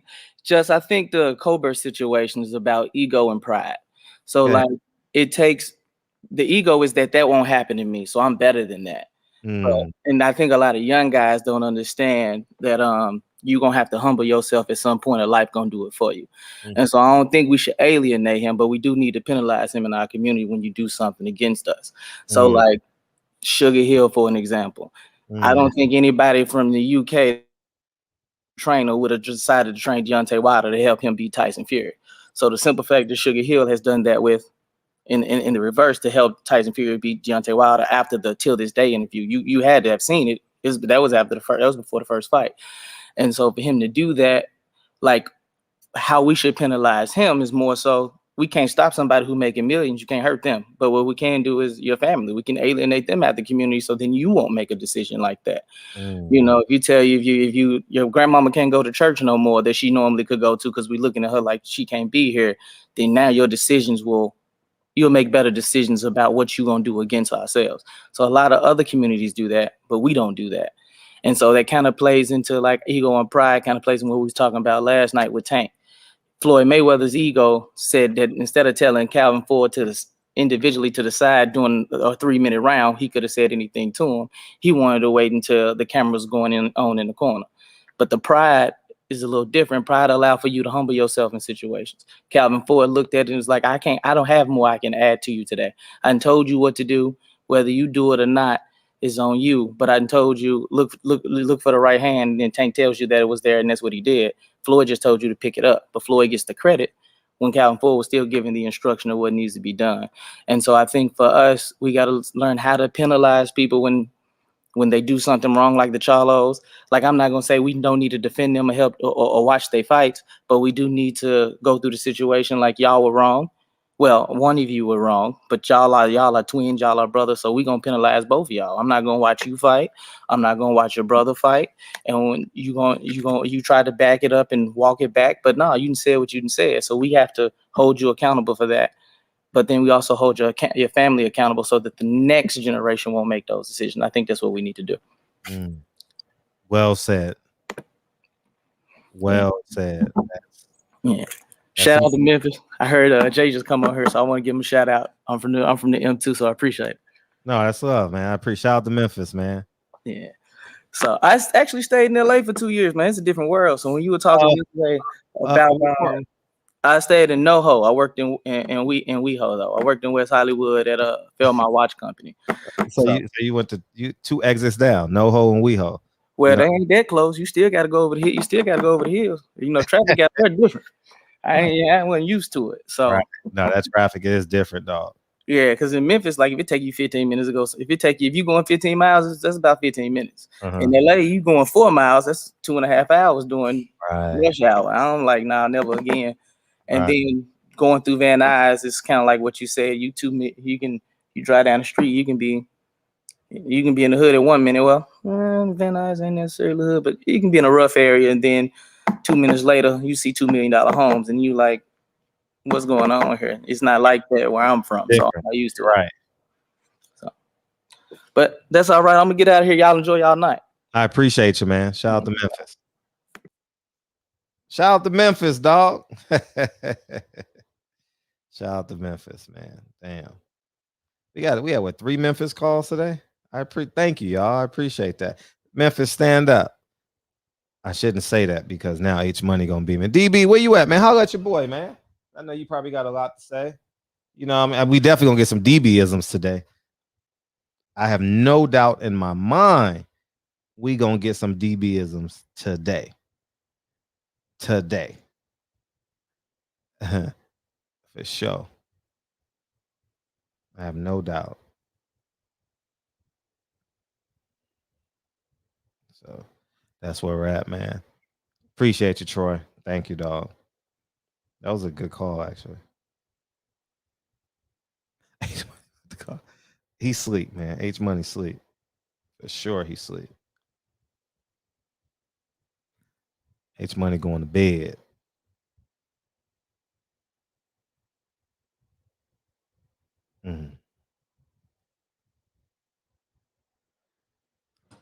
So yeah, man. So just to wrap up the show as it pertains to what we talked about, man, I'm definitely gonna go back and check out that Ozone. I'm not an expert on that, so I definitely want to be somewhat informed on that Ozone stuff and what's going on. But I think we need to start talking directly to those jurors in Florida. I think it's important that they understand the big picture. And I say the same thing about Wilder, you know, as it pertains to what's up, DB? Hey, what's going down, man? Yeah, it's no, man. I didn't have a whole bunch to add because I think in a situation like this, the majority of us understand and know what's happening and what's going on. I believe that this guy is the prime example of what I was talking about last night. How you say that? Antithesis. But I believe he is a prime example of what I was talking about last night. I'm pretty sure this guy was probably raised by his uncle or his grandfather, or his mama's boyfriend, not necessarily the father that shared the same cuz line as him. You know what I mean? This dude paints his hair blonde. I mean, that's the first indicator right there. And then you listen to the way that this dude talks. I don't care about your skill. I don't care how great you're on the microphone. I mean, this dude is as influential and as poisonous as somebody. Well, I don't even want to say like Kanye West because this guy doesn't have that sort of platform, at least not yet. But while he's still in these infancy stages of bullshit and coonery, maybe we do alienate him. Maybe, but there's for certain that we have to patronize this guy or some sort of a penalization. But he cannot continue to go on doing what we call, not following the code. It's unacceptable. And if we start to say, well, he's a good boxer, I'm not going to support. I'm not going to not support this guy. Well, if he goes against a Mexican, I'm just going to support him because he's a black guy. Well, when they see that what we do is say, listen, we are not going to accept the bullshit, and this is your punishment. Like, yeah, I'm 100% not even willing to go to this fight this weekend. So I was already thinking about that. Darwin Price fight canceled. So yeah, we definitely don't have to go because they don't need to see me or you in the stands. I mean, the only reason that we would go is just to have a good time together and possibly get some interviews. You know what I'm saying? And see a couple of people down there. And for me to have some eye candy. But outside of that, I mean, in terms of like supporting this dude, we cannot support that. And for the people who are so concentrated on this guy being a boxer or an entertainer, shake yourself a little bit and wake up out of that. because he'll have a bigger stage later. And if we don't penalize him right now, he's going to do this while the whole world is watching him. Imagine if this guy had the same sort of platform that Terrence Crawford or Errol Spence or Deontay or a Floyd has. This guy's dangerous. So, you know, yeah, we have to take care of this. We have to take care of this as soon as we get it. What they say, nip it in the bud. Right. And, you know, Dr. Khaled, I remember once, I think he was talking about, I'm pretty sure he was talking about Jesse Jackson and also other people like that. I know that his speech. Disdain, I remember that speech.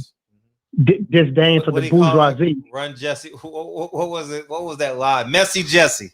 Yeah, I see. Oh, Messy Jesse Jackson. Yeah, I remember that speech. Yeah, I watch him often. Yeah. He said, white folks can't defeat you. They'll always find some Negro, some boot-licking, butt-kissing, bamboozled, half-baked, half-fried, sissified, punctified, pasteurized, homogenized nigga that they had tried out in front of you. And sometimes white people don't even have to do it, because guess what? You will have a coon that'll do it his goddamn self. And he didn't need no help. You know, he even had, I can't think of the guy's name. Was it Ness? That was the one talking to him. Even tried to get him an out and to assist him in his answers a little bit. Like, listen, I'm trying to help you to be a little more politically correct. You are not in a position financially or in a position of, you know, of having status to where you can talk like this about the people's champion, about a beloved guy inside and outside of the ring. You know what I'm saying? Like, you're gonna hurt yourself by trying to speak your piece, you know. And some people go, well, he was speaking his mind, he's entitled to his opinion. Of course, that goes without saying. So we don't have to say that.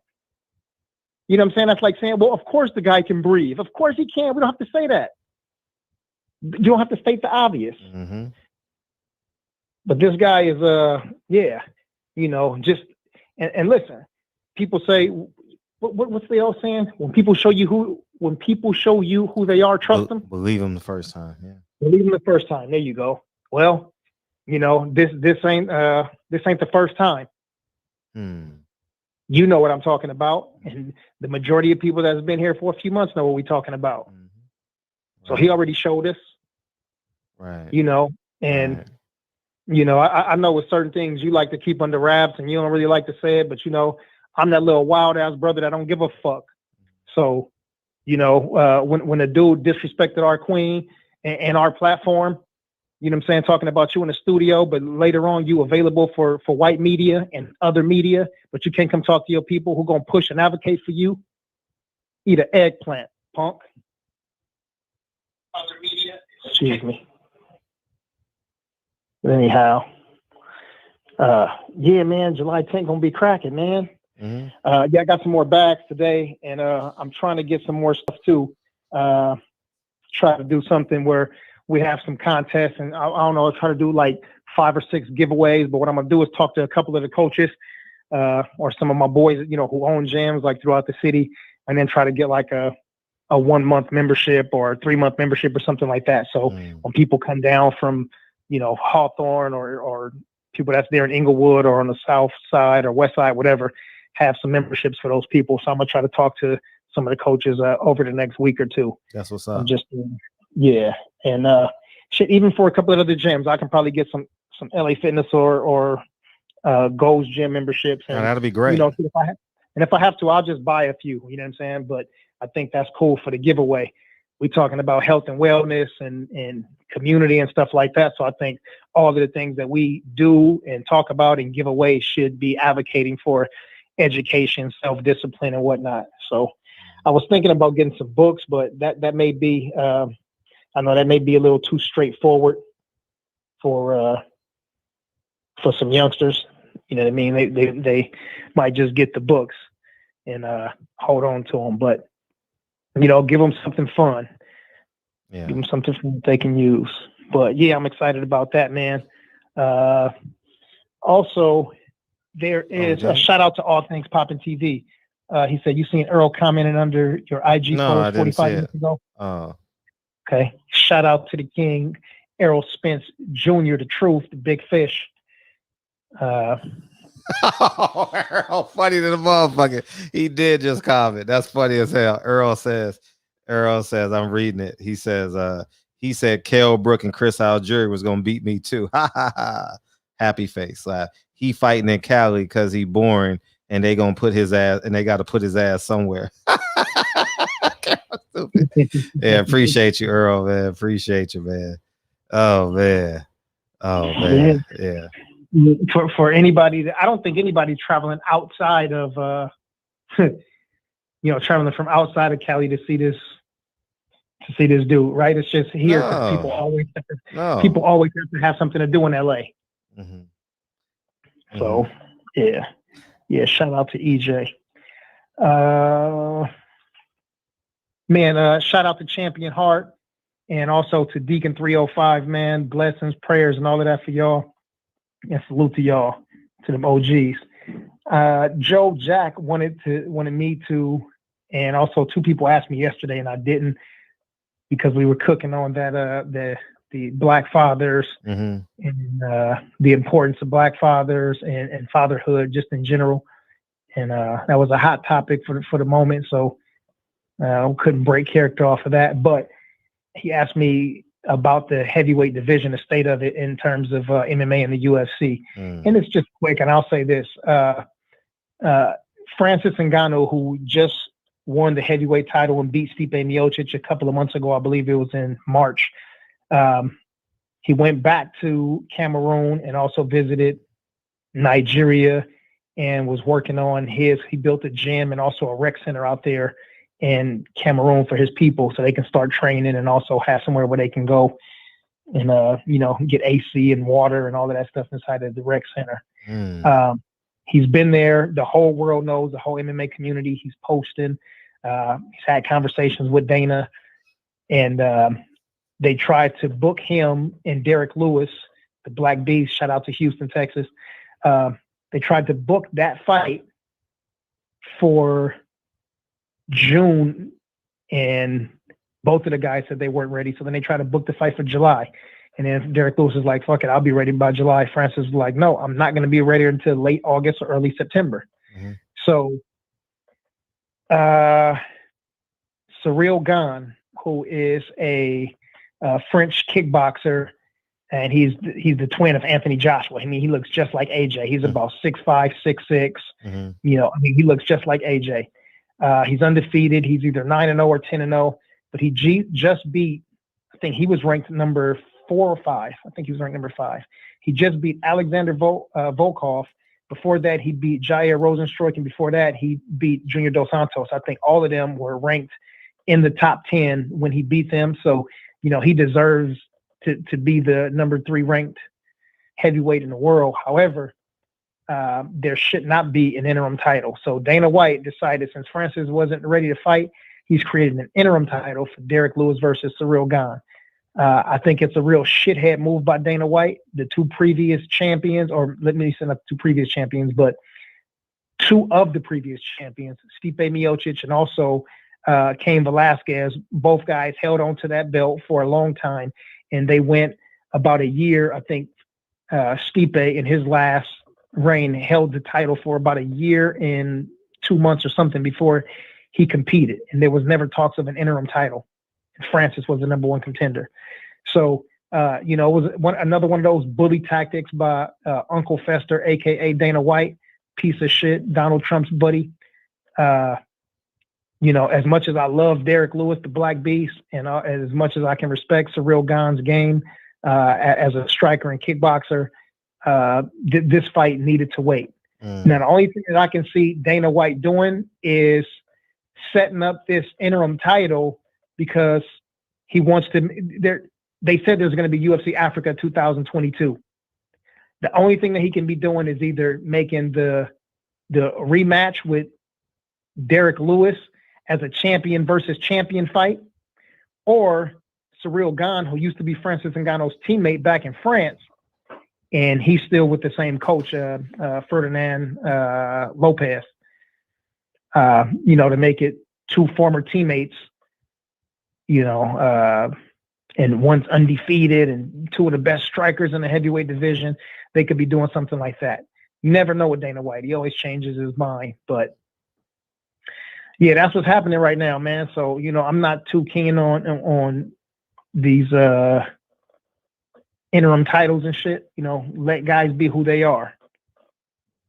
Let guys be who they are and stay in their position and work their way up. That's how it used to be.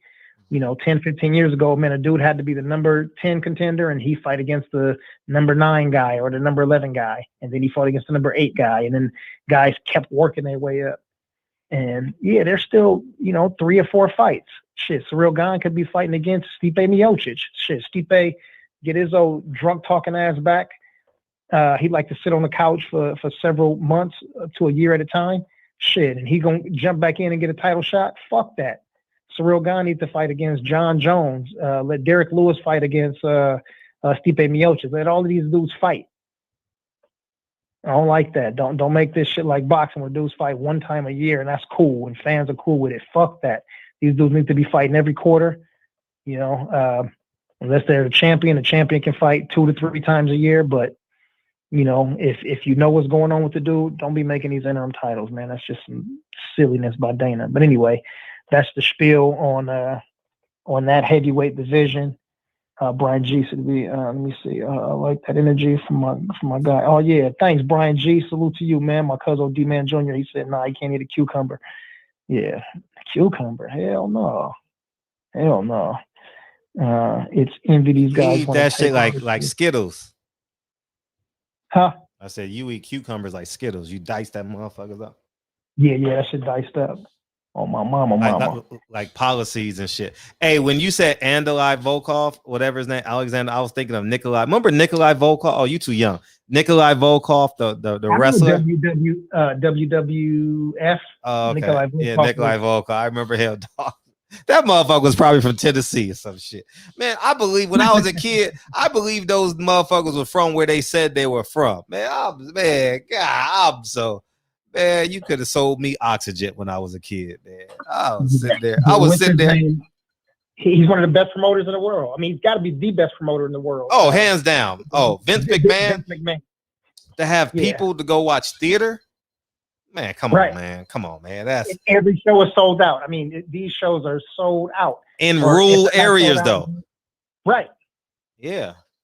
Yeah. I know. When I was down at Gold's, you know, when I had my office downtown, everybody used that gym as their, you know, as their workout facility when they were in town, especially if something was happening at the convention center, the Microsoft or the Staples Center. Right. So I had all of the fighters, all of the jiu-jitsu players, all of the kickboxers, all of the boxers. I mean, shit, Andre Ward, Canelo. I mean, everybody. That's the gym that they use. All the hotels are right there. You know what it looks like. ESPN is 2 blocks away. So guys can literally just walk 2 blocks and come to the gym and swim and use the sauna, cut weight, and all of that shit. So, you know, it would be great if I was there right now. You know what I'm saying? Really get a chance to talk to these dudes right there, sitting in my office and shit. That would have been crazy. Yeah. Yeah, Vince, man. You know, he have half the people, or especially as a kid, shit, thinking that it's real. And then when you know that it's fake, you still saying it's real, or you don't want to hear that it's fake. Oh man, yeah. No fake OG lecture. Hold on. Brent Jones, what are you talking about, bro? He said no cheerleaders necessary, no fake OG lecture. Who you talking to? No innuendo. Who you talking to, bro? Who you talking to? See, it's always some sucker clown in here. Get your ass out of here, man. Fake OG? No, I ain't never claimed to be no OG. I'm too young for that. And I ain't with the internet banging, but I am with all of the smoke. Every single bit of it. On camera. And location already ready. Sucker. Anyway, back to the good energy. Brother Code 10, he said, do you pay attention to Suspension Muay Thai legend? Yeah, of course. Troy Hamilton, people need to at least 3 times a year. Yeah, 3 times. Yeah, that's what I said, man. 3 times, man. If guys could fight once a quarter, that'd be great. But if not, yeah, 3 times, man. And then when you have an inactive year, should be 2 times a year. DJ said, why ain't Francis fighting? No, I don't know a situation. I don't know the details, but I do know that he's out of the country and it's been 3 months, and he told Dana that he told Dana when he was going to be ready. So you book the fight for then. You know what I'm saying? And one thing that Dana likes to do, he likes his bully tactics. So when somebody stands up to him and starts saying, yeah, no, this is not what I'm going to do. And Stipe did it a little bit, but he started pouting like a little bitch. So it didn't have the same effect. Francis ain't pouting. You know what I mean? He's his management stood up, and his manager is kind of like what's the bronze boy's name? Rich Paul. Yeah, he's kind of like Rich Paul. You know what I'm saying? Young brother, boisterous, do his thing. And yeah, Dana tried to blast him, and he said, Dana, you know what? Listen, if you want to talk about Francis needing new management and all of this, he said, why don't we pull up all of the text messages and emails and all the correspondence that we had, and we just show the people. How about that? Shit, Dana like, nah, I don't want that. Oh, he hides his hand, huh? Yeah, talk that shit and hide your hand. Conor McGregor did that to Dana about 2 years ago. They had a conversation. Conor McGregor was trying to fight against an old beat up Diego Sanchez who just came off of a loss and, just been putting on lackluster performances. Conor McGregor wanted to go in there and fight. And he and Dana had been text messaging back and forth. Dana made some statements at a press conference. And so Conor showed some of the DMs and some of the text messages, and some of them were not in Dana's favor. He didn't like that. But, Conor was his cash cow, so he had to bite the bullet. And listen, I'm not a fan of Conor, but I like that move because I don't like that bullying shit. And I think some of these fighters should do the same thing. I would love for Deontay to get this belt and then throw that shit in the trash. You know what I'm saying? Or just sit it down and leave it there in the ring. You know what I mean? And say, shit, this belt is great, but I'm the people's champ. And I loved his answer when I asked him that question. Which is more important to you, this WBC belt that you call Sophia, or beating Tyson Fury and getting your revenge? You know what I'm saying? He said, I want my revenge and I want it in blood. Shit. The hair on your head stood up. Boy, that shit was cold. Shout out to the champ. Yeah. Well, that shit went back down. Fuck. Shit. Shit. Yeah.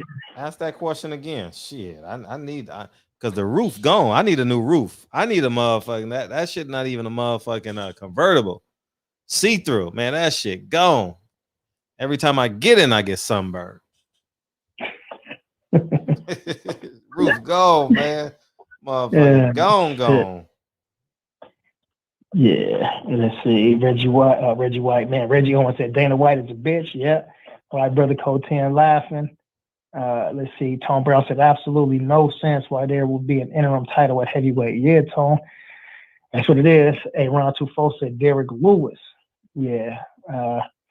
Tom Brown said Dana White is too greedy. He's fucking up the money for John Jones versus Francis Ngannou. Yeah, man. I don't know. And there was a few people saying that the John Jones and Dana had been talking in the, in the background, I guess, so to speak. And there was probably going to be something I was there, so John would get a shot. You never know, man. Dana never wants to speak when somebody asks him a legit question. He always says, we don't know. We got to see. We got to see. I'm going to meet with my team. I'm not sure yet. I don't like to make fight. I don't like to schedule stuff the night of the fights. I got to meet with my team on Tuesday. He never wants to give an answer. And all of those fucking puppets, what's that fat fuck name with the nasty teeth? Kevin Iole. Oh, okay. Yeah, Kevin Iole. I don't know. There's this fat dude who John, whatever his name is, some dude. He asked all of the first 5 questions at every press conference. Just these same, Brett Okamoto, these same puppets. And none of them put him under the fire because they don't want to have their press pass taken. They don't ask him no tough questions. They'll ask him, and if he won't answer, they won't rephrase the question or try, a secondary push to get the answer. They just accept it, and they always do this little laugh. Okay, well, moving right along. So, how do you feel about tonight's event? Man, quit asking these dumbass questions and get the fuck out of here. Get some real reporters in here that understand the sport. that actually rolled on a mat before or got punched in the face before. That's like having what's your boy name? That weighed 400 pounds now. That looked just ridiculous trying to sit on that little bar stool chair.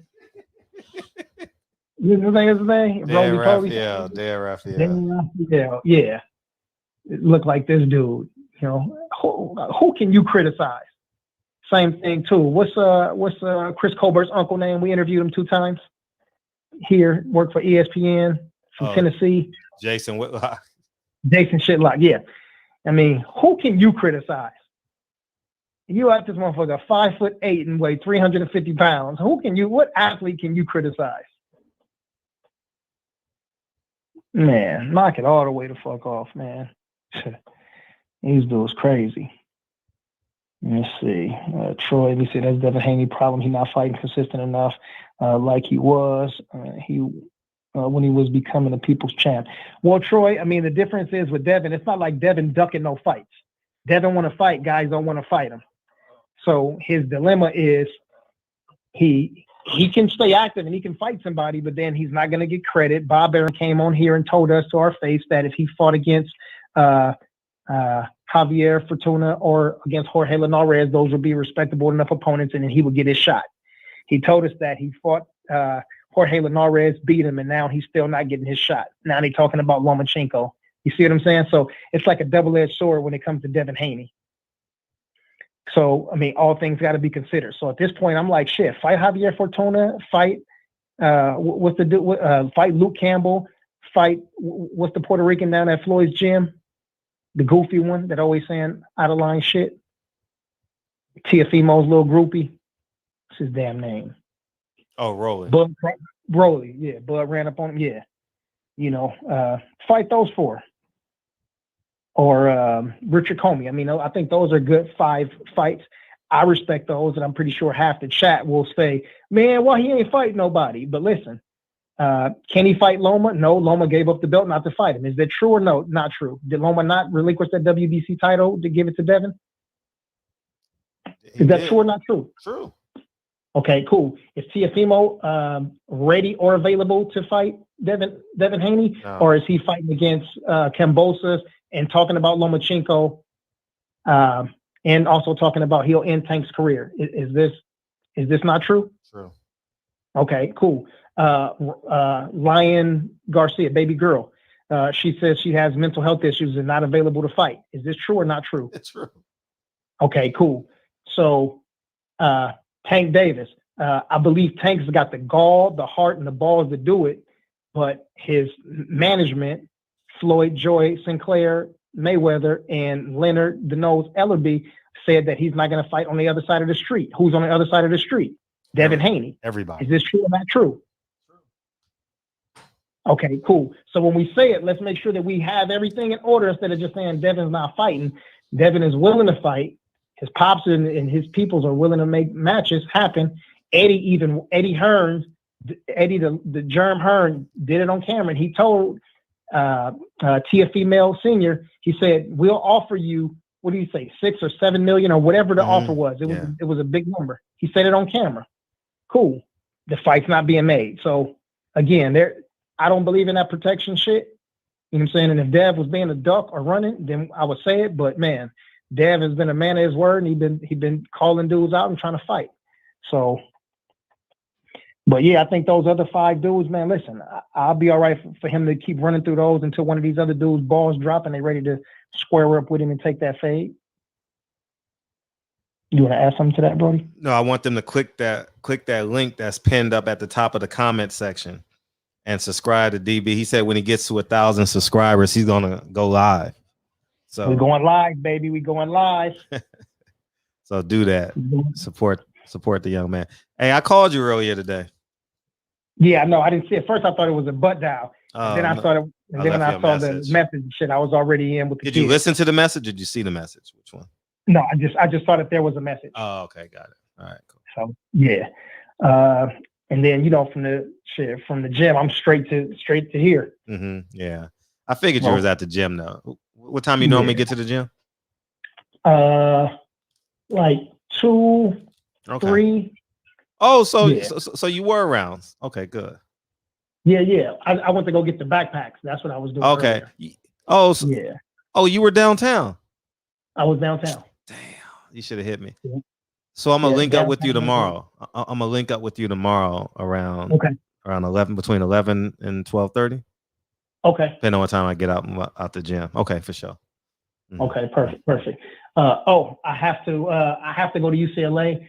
So there's a website where people can like check your credentials. Like if you say, oh, this is what I have, and then they can go there, so you don't have to walk around with your degrees and shit. Mm-hmm. So they don't have my information on that site, so I got to go to the office to take some paperwork and shit, so they could put me back on that site. So you know what I'm saying? If anybody ever want to do me like they do Dr. Umar, he's not a real doctor, and then he go, all right, well, shit, all you got to do is go to the website and check.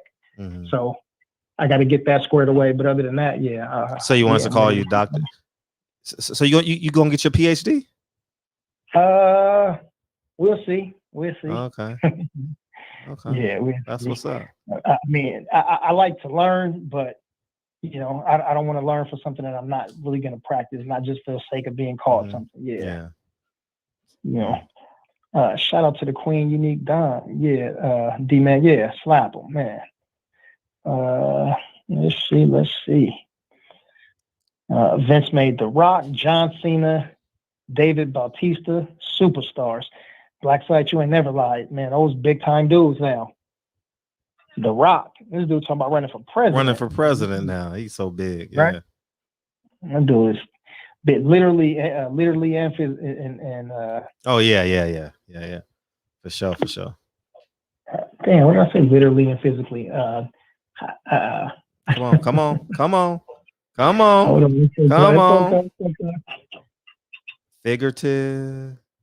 Figuratively, yeah. There you go. Yay!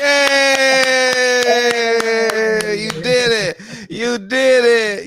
You get 5 more extra minutes on the yard. You can go play. You can go play hopscotch by yourself. Yeah. You can go climb the monkey bars. Good job. Yeah. Let's see. Julio Cintura. He said Adesanya moved up, lost like a champ, moved back down. He's still legit, not boxing. You lose your you have to go. Huh? Who? Say it again, Julio. Say it again.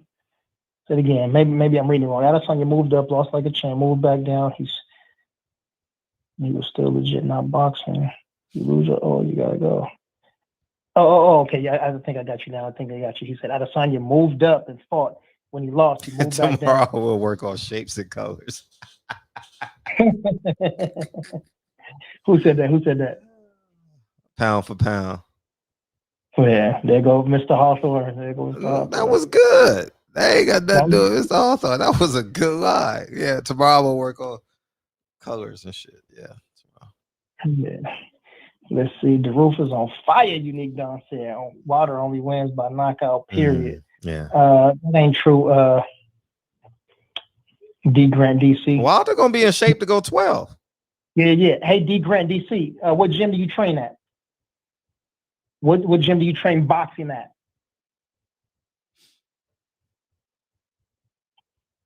These experts. The Village Brother said, I'd feel embarrassed if I looked like Whitlock and criticized athletes.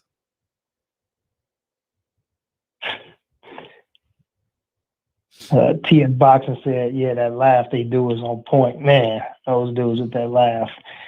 That I got sunned by Dana White, but I'm still gonna be right here kissing his ass laugh. Yeah, Unique Don said, Jason, a hamburger Whitlock. Man, talk about it. Yeah. Oh yeah, Big Tank was telling me, okay, man, I'm behind in the chat. I'm behind. My bad. Kevin Ioli needs his fingernails pulled off. Infamous LSG, you cold. Damn. Have to sign with Devin. Has to sign with Bob or PBC. What you think about that? That's what your little brother Pound for Pound said. About who? He said Devin needs to sign with Bob or PBC. It's a good question. If he can get a guaranteed 2-fight deal with Bob, I mean, and the guarantee with the fights in place, I mean, shit, you got no other choice. If the only way you're gonna get the Loma fight is if you sign with him, shit. I don't think Eddie Hearn that strong. Eddie Hearn ain't that powerful. You see what he did to him. So you see what he did to Tio. Man, he cut all the water off. That motherfucker said, "Y'all gonna play me? Okay, all right. I see. I got you. All right. Yeah. Ooh. Stay in the. The third option, stay independent. Thank you. Yeah, definitely stay independent. Nah, because PBC, he ain't gonna fight. Listen, if Floyd is your godfather, why do you need to sign the PBC to fight Tank Davis? Come on, man. Let's put it in perspective. If you've taught, let me finish this point. If you've inspired and willfully gave Devin Haney the intellect to be independent, then you should respect the information that you gave him and fight him as an independent. But I don't think Tank is going to do it. So, because the only reason why you sign with PBC is to get the Tank Davis fight. You're not signing with PBC to fight. Man, I don't even know. Like, you're signing the PBC because you don't need to sign the PBC to fight Gary Russell. You know, you can go to PBC for that fight. You don't need to sign with him. So I mean, if you're getting a winner, because the fans are going to demand the fans are going to demand a unification bout of the winner.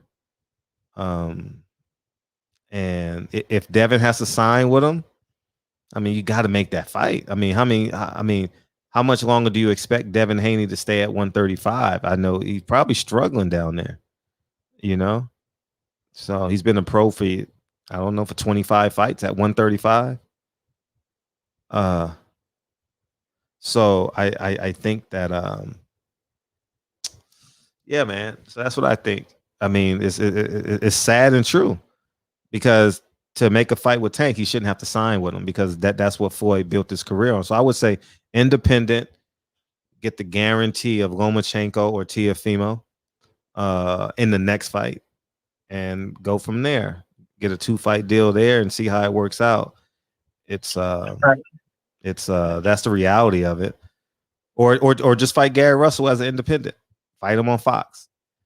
Or you can be smart and fight on PBC on a Fox fight. You see what I'm saying? Like, build your brand that way. Use Fox instead of Showtime. So if they say fight Rolly on Fox, sign them up now. Or fight somebody Vasquez. I don't know too many people at 35. You fight them. And you build your brand. Build your value up, Something like that. Yeah, true that. Yeah, I agree, Brody. Mm-hmm. I agree. Yeah. Let's see. Troy says you signed with PBC to get belts at 147. Yeah, I think each weight class is different, though.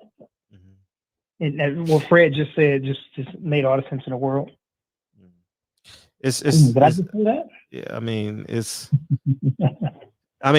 I wouldn't advise. I'll be honest. I wouldn't advise no fighter. If you're walking into the big money, I wouldn't advise anybody to sign with Bob.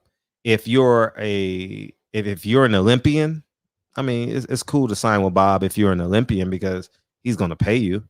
But if you're not an Olympian and no shit like that, I would be independent. I would go to Mexico and fight 15 times in 15 months or 15 times in 1 year. I would do it that way. And create this highlight. Chris Lovejoy did it. Shit. Why can't you? I wouldn't sign with nobody. If I ain't got no momentum, I ain't signing with nobody. I'm going to Mexico. Fuck it. How much that gonna cost me? $15,000 for 15 fights? Fuck it. Let's go. Let's do it. Let's do it. Sign me up. And see where that take us. Spend a year down there. Devin did it. It worked. But I just saying, attempt at freedom first, So yeah. But if you're a star and you have to sign, you got to go with PBC. it's just no other option, man. You got to go with PBC. PBC is not great with prospects, you know. I don't think they're the best. I think Top Rank is better with prospects than PBC, but I think when you get to the money, you definitely PBC by far in a landslide. I think they're both in landslides, you know. So in terms of prospect versus being an A-side fighter. Yeah, as a matter of fact. Shout out to Big Tank, the Sweet Science Examiner. He said, facts, DB, some people just want to go to school just for those certified titles, labels, and acronyms to be next to their names. I know a bunch of doctors and so-called masters who have perspectives that are whack. Man, listen, if I had doctor next to my name and had a conversation or a debate with somebody like my father, I'd get schooled upside down, inside out, backwards, 3 times on Sunday.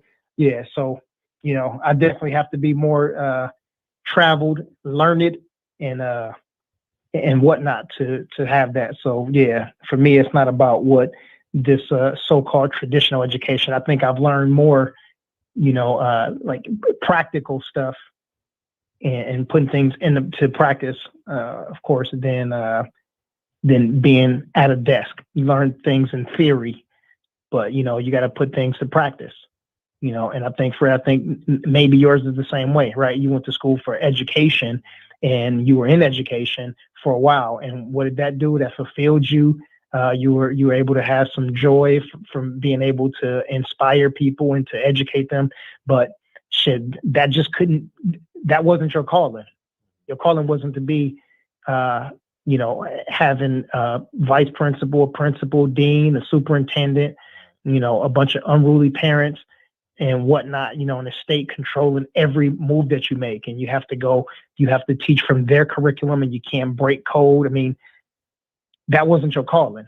You know what I'm saying? Your calling was something different, to be a maverick and an independent thinker and an independent worker until, you know, you have your own workers. So I think sometimes, man, what we go to school for is just what we desire when we're younger, but also what we learn through the system of telling us, especially the American system, the westernized system, of telling us that, listen, you got to just be good. You go to school, don't miss days. Even when you're sick, still go to school and get other kids sick. And, you know, you got to have perfect attendance, and that's great. And then you in the perfect attendance, as if that's going to get you something in life. And then you got to go to college, and you go for 4 years, and then you do another 3 to 4 years, and you get your special certificate on top of your master's. And then you get out, and you're going to get you a great corporate job. And in 5 years, you're going to move up, and you're going to have this executive position. You have a big office, and you'll be overlooking the city, and you'll make millions of dollars, and your family will be happy. Bullshit.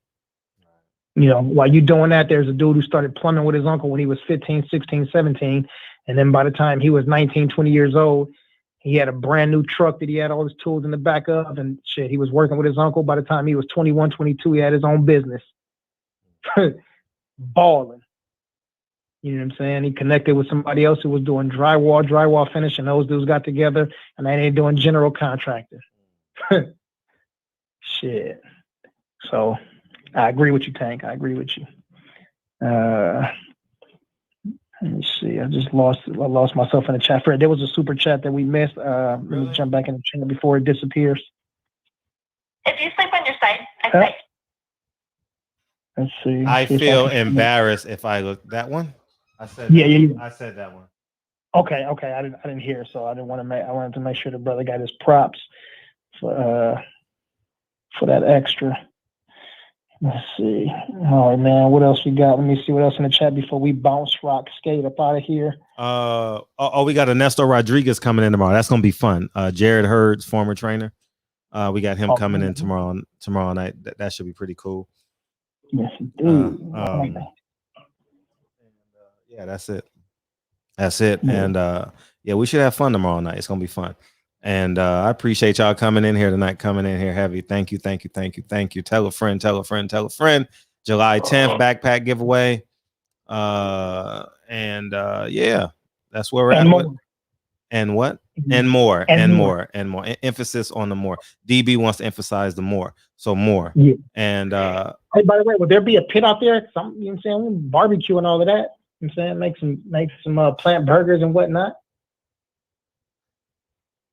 Okay, well there you go. I know you want to buy the kids a bunch of fried chicken, Oh man. collard greens. Big Lloyd, you ready to get out here and buy the kids? Nah, we're gonna have some donut. We're gonna have some donuts and some juices and some waters. And yeah, I'm not about to tell these kids that I'm not about to tell these kids, oh yeah, man. Man, you know that shit gonna be in the trash. Hey, the fucking kid. But I think it's a good idea though. I think we should do like a wellness class or something at some point. Yeah. I mean, I'm gonna do it anyway for the people who want it. You know what I'm saying? Yeah. I know PPD and me and my brother. Hey, and, you mind if I cut you off? I don't give a fuck what y'all niggas say. Beautiful is her name, says. Thanks for the shout out, Fred. See, that's what she said. She said thanks for the shout out. I just want you to know that. That's all. Beautiful is the name. Yeah, I was informally introduced to her. Yeah, you heard that, Reggie? You heard that, Reggie? She said she was talking to me. Shout out to Jason Williams. Jason said Bob lies like a dirty rug. Oh, that's his job. All of them supposed to lie. All of them supposed to lie. You know. Yeah. They're not supposed to lie, but they're supposed to do the best that they can to sell the fight. Do anything that they can to sell the fight. Yeah. And, yeah. But the second part of what he said is there, but he sprinkles truth in here and there. Yeah, you got to find it. You definitely got to find it. Definitely got to find it. Definitely got to find it. Yeah, for sure, for sure. Robert Brown said Dash should stay independent. Yeah. Yeah, that's the best. That's the best move for him. That's the best move. Right. You know, but when you cross somebody, Teofimo crossed him. Teofimo had the worst 2 months of his life. Past 2 months. Come on, man. He had the worst 2 months of his career. He was stressed out for 2 months, man. Got his fight canceled. He's fighting 2 months after the date. Shit, you talk about fucking up your body. Bob fucked him totally. I told you don't cross Bob. Bob got, man. He worked for the Kennedys, man. If you know a man that worked for the Kennedys, man, you might want to befriend him on some level, you know, because they got ties. They gonna make you very uncomfortable. I don't even think he considers Al a competitor anymore. You know, I don't even think so. I think he's just very comfortable just being in control of what he controls. Oh, because you can't compete. Oh, financially, I don't think he can compete, and he don't have the talent. I mean, who has the talent of PBC, especially at the top? Right. Especially at the top. Yeah, they definitely top heavy. I mean, well, they got talent here, but the top there is very heavy. Yeah. Yeah, no one can compete with that. DAZN thought they could, but you know, nah. Yeah. Hey, Beautiful is her name. Did she say where she was from? Oh, she's from Florence and St. Andrews. Is that what she said? Yeah. All right. Well, shit. There it is. Then we'll see you on July 10th. Yeah. Let me see. Robert Brown said, "DB, you won't see Fred. He's gonna be 100 feet away taking pictures." Man, everybody talking about you in the you sleepy. I can't see the screen, so I don't know. No, I'm not sleepy. I'm fine. I'm fine. No, I was just, that's the second time. I thought I was gonna get like at least 10. I thought I was gonna get at least 10 picture on my photography, at least 10 mentions. Oh, that's only 2. Y'all disappointed me tonight. Reggie taking me back to a little kid. He said vegan burgers get no play on this grill. Nah, why? That's dumb. All right, Reggie, watch. I'll tell you, watch. We come to Vegas, man. I'm telling you. I ain't grilling shit. Not a damn thing. Nah, but they have this real interesting. They have this real interesting vegan restaurant off of Paradise. Damn, I went to 2 of them when I was out there. I shit, Reggie might remember the names. I don't remember the names, but he definitely knew where they was at and how to tell me how to get there. I think one is off of Paradise, the other one may have been off of Tropicana, but both of them were really good actually. Mm-hmm. And usually don't go to 2 restaurants that close in proximity and have them both be really good. Right. Oh shit! As a matter of fact, I've been to 3 of them when I was there because one was a taco place. Yeah, it had some. I think it was mushroom. Maybe it had mushroom tacos, something like that. But yeah, those was. You know. You said what? I said, yeah, mushroom tacos. Yeah, that shit sounds delicious. Man, you and Reggie, boy, y'all stay Paper hating and on me. kale. Oh man, have you ever had broiled paper with kale sauce? Oh my, it's to die for. Oh, it's to die for. Oh my god, you just, man, I'm telling you, paper. Oh my god, I'm telling y'all, paper. That shit's so good, man. We smoke it. We smoke it because you know, paper comes from wood, right? Oh, we smoke that shit. Oh, you have no idea, man. Oh, man, and then we put some cilantro on that shit, and you know what I mean, we got some vegan cheese, and we make like a taco, and we take a bite, and it's crunchy, and you know, I mean, it's kind of like kale chips. Imagine kale chips with flair. That's what it tastes like. They always lying. Where can I get to those? Vegans always lying. Oh yeah, it tastes just like it. You can't tell the difference. What I mean, this shit is rubber. What do you mean I can't taste it? This shit. Fuck out of here. That shit. I'm still chewing that. Hey, if you eat something vegan, you're gonna be chewing that shit for 4 hours, man.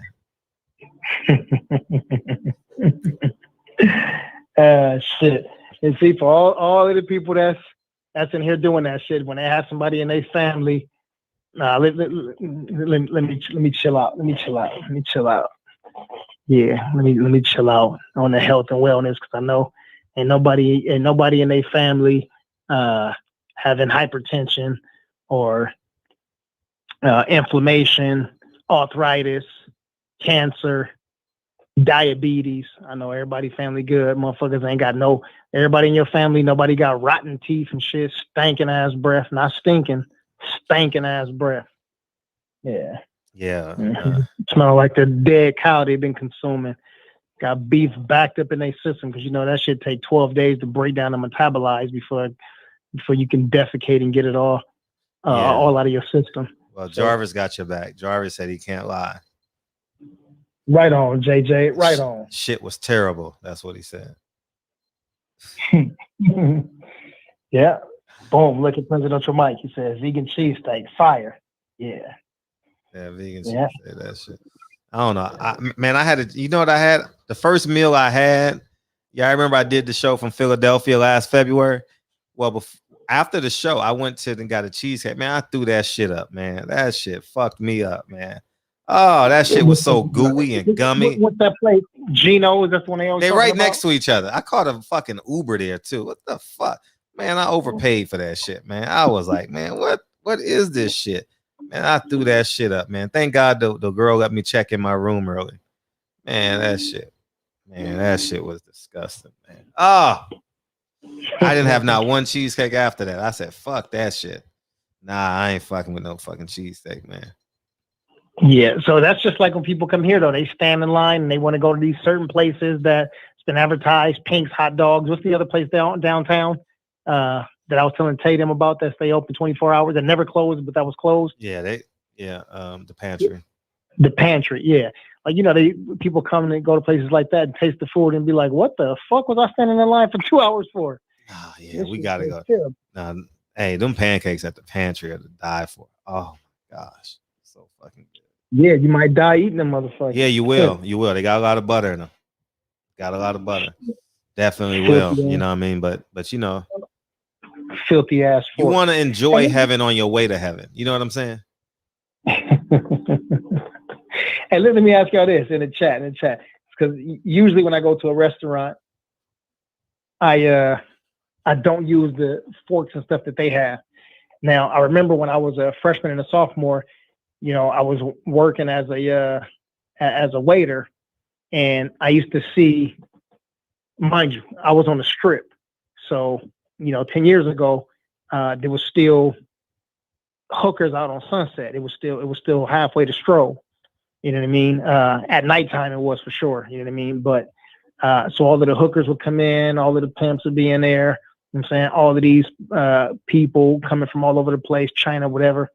And they would be in the restaurant, and I would just watch people damn near make love to the fork or the spoon with their fucking tongue. They got to lick all of the gravy, all of the butter.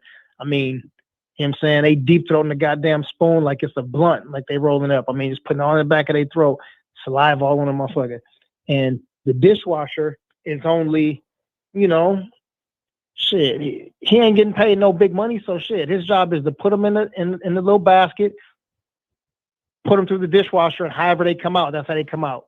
So if you still got dried up HIV breath on there, if you got, you know, hooker with dick tongue on the shit, like that's what it is. They put it in, however it come out, they shake them out, and then they take them and roll them up in a napkin, put them on the table. So, thanks, DB. You know, Thanks, appreciate that. Appreciate the visual. Yeah, just thank you. Or the education. Yeah. So what I used to do is, because I didn't ever want nobody that sat at one of my booths to, you know what I'm saying, to witness that. So what I used to do is I used to get a bunch of the lemons from the thing. And especially if I had a bunch of black people that would come in, I'd take the lemon and run it across the fork. And then I'd take the high pressure, the gun and hit my dishes. And then I put them in the dishwasher. And they used to, you know what I'm saying, all of the paisas used to get mad at me. Hey, Moreno, no, it's all right, man. Just put it in there. It's okay. I'm like, no, don't worry. It's less work for you. I got this. You know what I'm saying? So I try to wash my own dishes unless I was super duper busy. But I'll take them, and then I'll take the napkin. And it's plastic forks from here on out. Team Plastic Forks on 3. Shit. Yeah. So I'm about to. Yeah, plastic forks it is. Yeah. Plastic forks it is. I already got too many motherfucking He said, forks. You keep a plastic fork? No, you don't have to keep one. Shit, you just ask them for one. Nah, every restaurant has them. Shit. You know, they got that to-go shit, so yeah. Picasso said he'd be professional. Yeah, I just didn't want nobody to be at my section and had no reason not to give me a good tip or to get sick. You know what I mean? So Rico Shaw dying. Yeah, but sometimes what I ask the people is, I'm like, hey, can I get X, Y, and Z to go? And then when they start making it and say, you know what, I'm gonna stay here, just keep it to go. I might get an emergency phone call. So it'd be in the to-go containers, and I can just eat it right there. You know what I mean? But yeah, next time you in there, look at your cup good. I don't care how fancy and swanky the restaurant is. What's that shit in Malibu that everybody go to on the water? They cost like $250 a person. Noble. Huh? Noble. Go to Noble and look at your cup. Take your cup, your glass that they bring you the water in, lift it up and look at it, and watch you see them damn lip stains on there. And you see the imprint of the lips look like a damn. You see thumbprints on there, like somebody finna do some instant investigative reporting. Yeah, see lipstick stains on there. Yeah, that's what it is. But Roseau said, that's like DB, or you can ask for boiling water in a teacup. Yeah, that was my old school thing.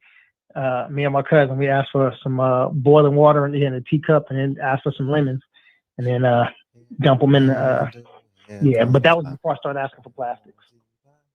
Yeah.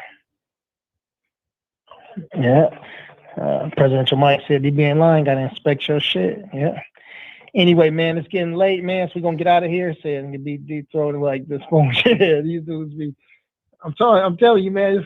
Imagine, man. You see people, especially if you work early in the morning or graveyard. People be when you see people, for his word of the week, inebriated, and they be half asleep and just stoned out of their mind, and they get some pancakes and. You know what I'm saying, they take one bite and they got a little bit of syrup on the fork as if they never tasted syrup before.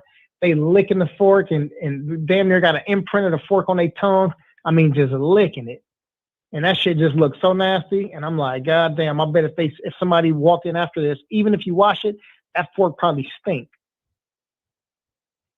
Yeah, smelling like a damn goat. But anyhow, shout out to everybody that's in here, man.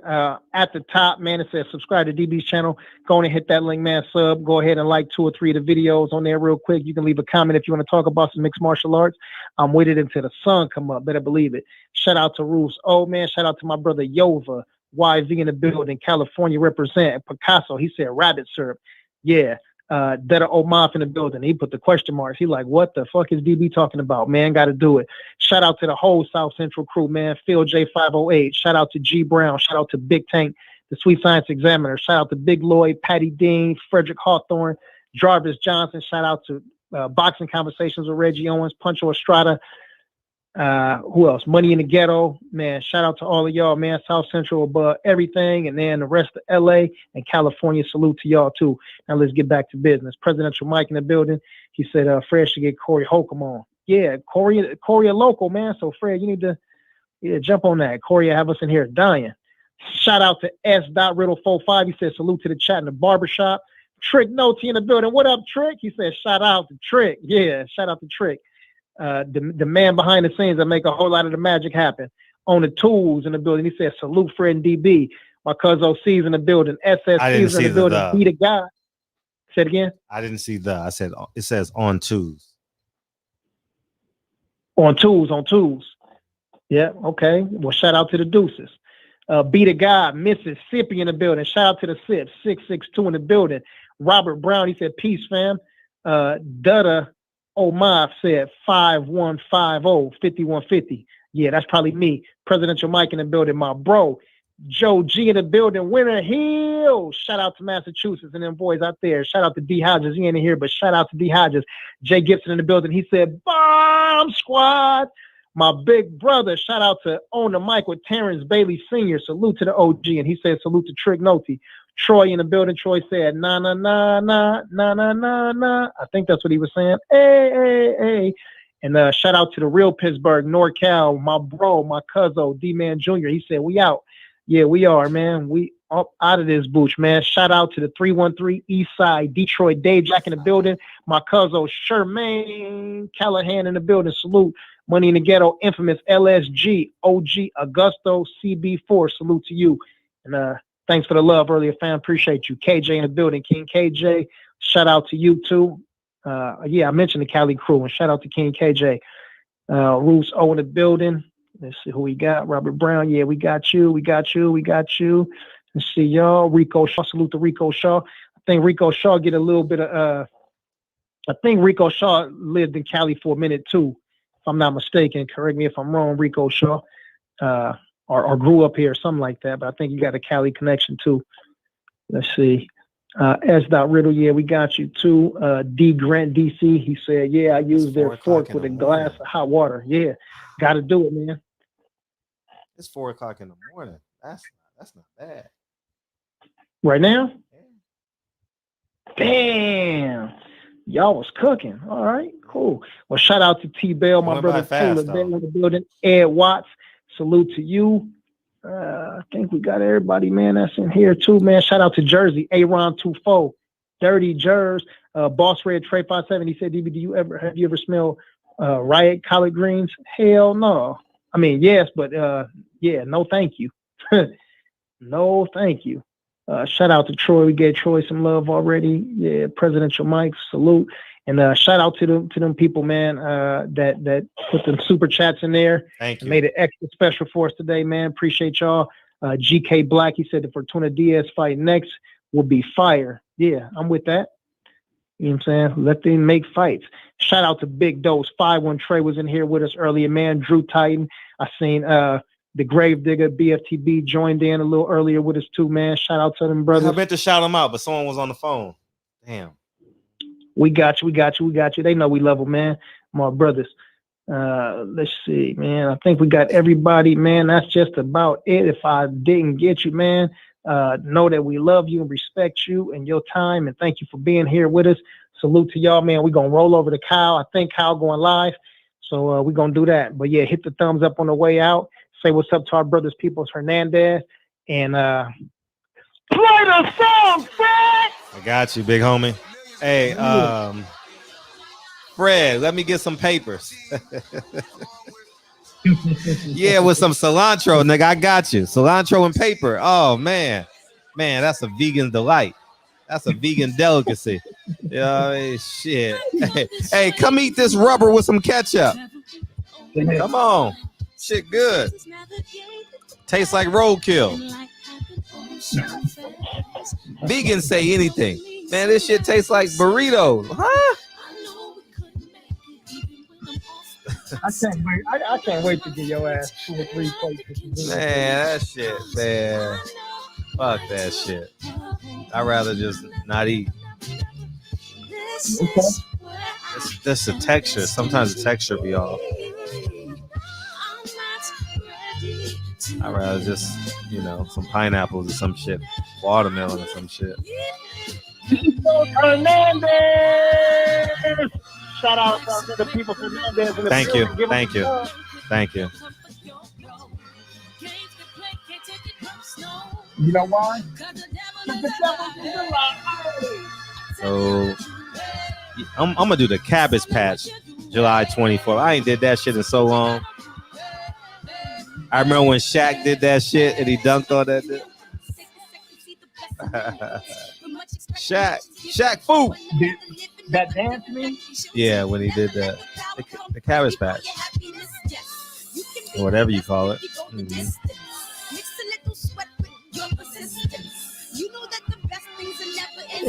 yeah, S. Dot, I'd rather not eat. Nah, I wouldn't go that far, but god damn, man, the textures on the vegan shit be off sometimes, dog. And then they cover up the bad taste with all the motherfucking sauces.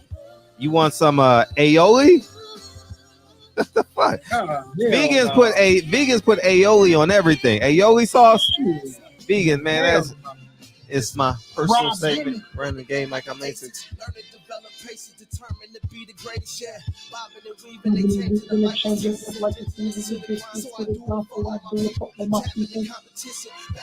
Dr. DB, huh? Man.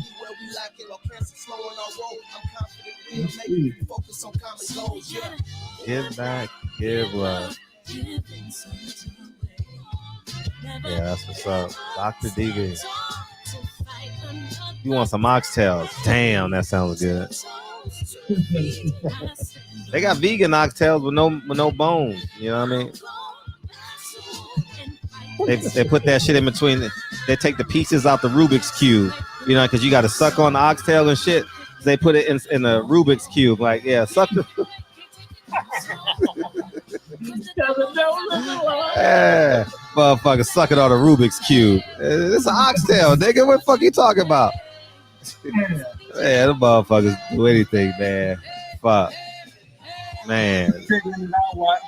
Mm-hmm. Shoelaces or spaghetti and shit, you know what I mean? Just a whole bunch of shit. You know what I mean? You cold, brother. You cold. All right, love y'all, man. I'll holler at you tomorrow, DB, for sure. All right, love you, man. Appreciate you, dog. Yeah, peace, King. See y'all tomorrow. It's Wednesday. We got Ernesto Rodriguez coming in tomorrow. It's going to be a great conversation, man. Holler at y'all. Peace.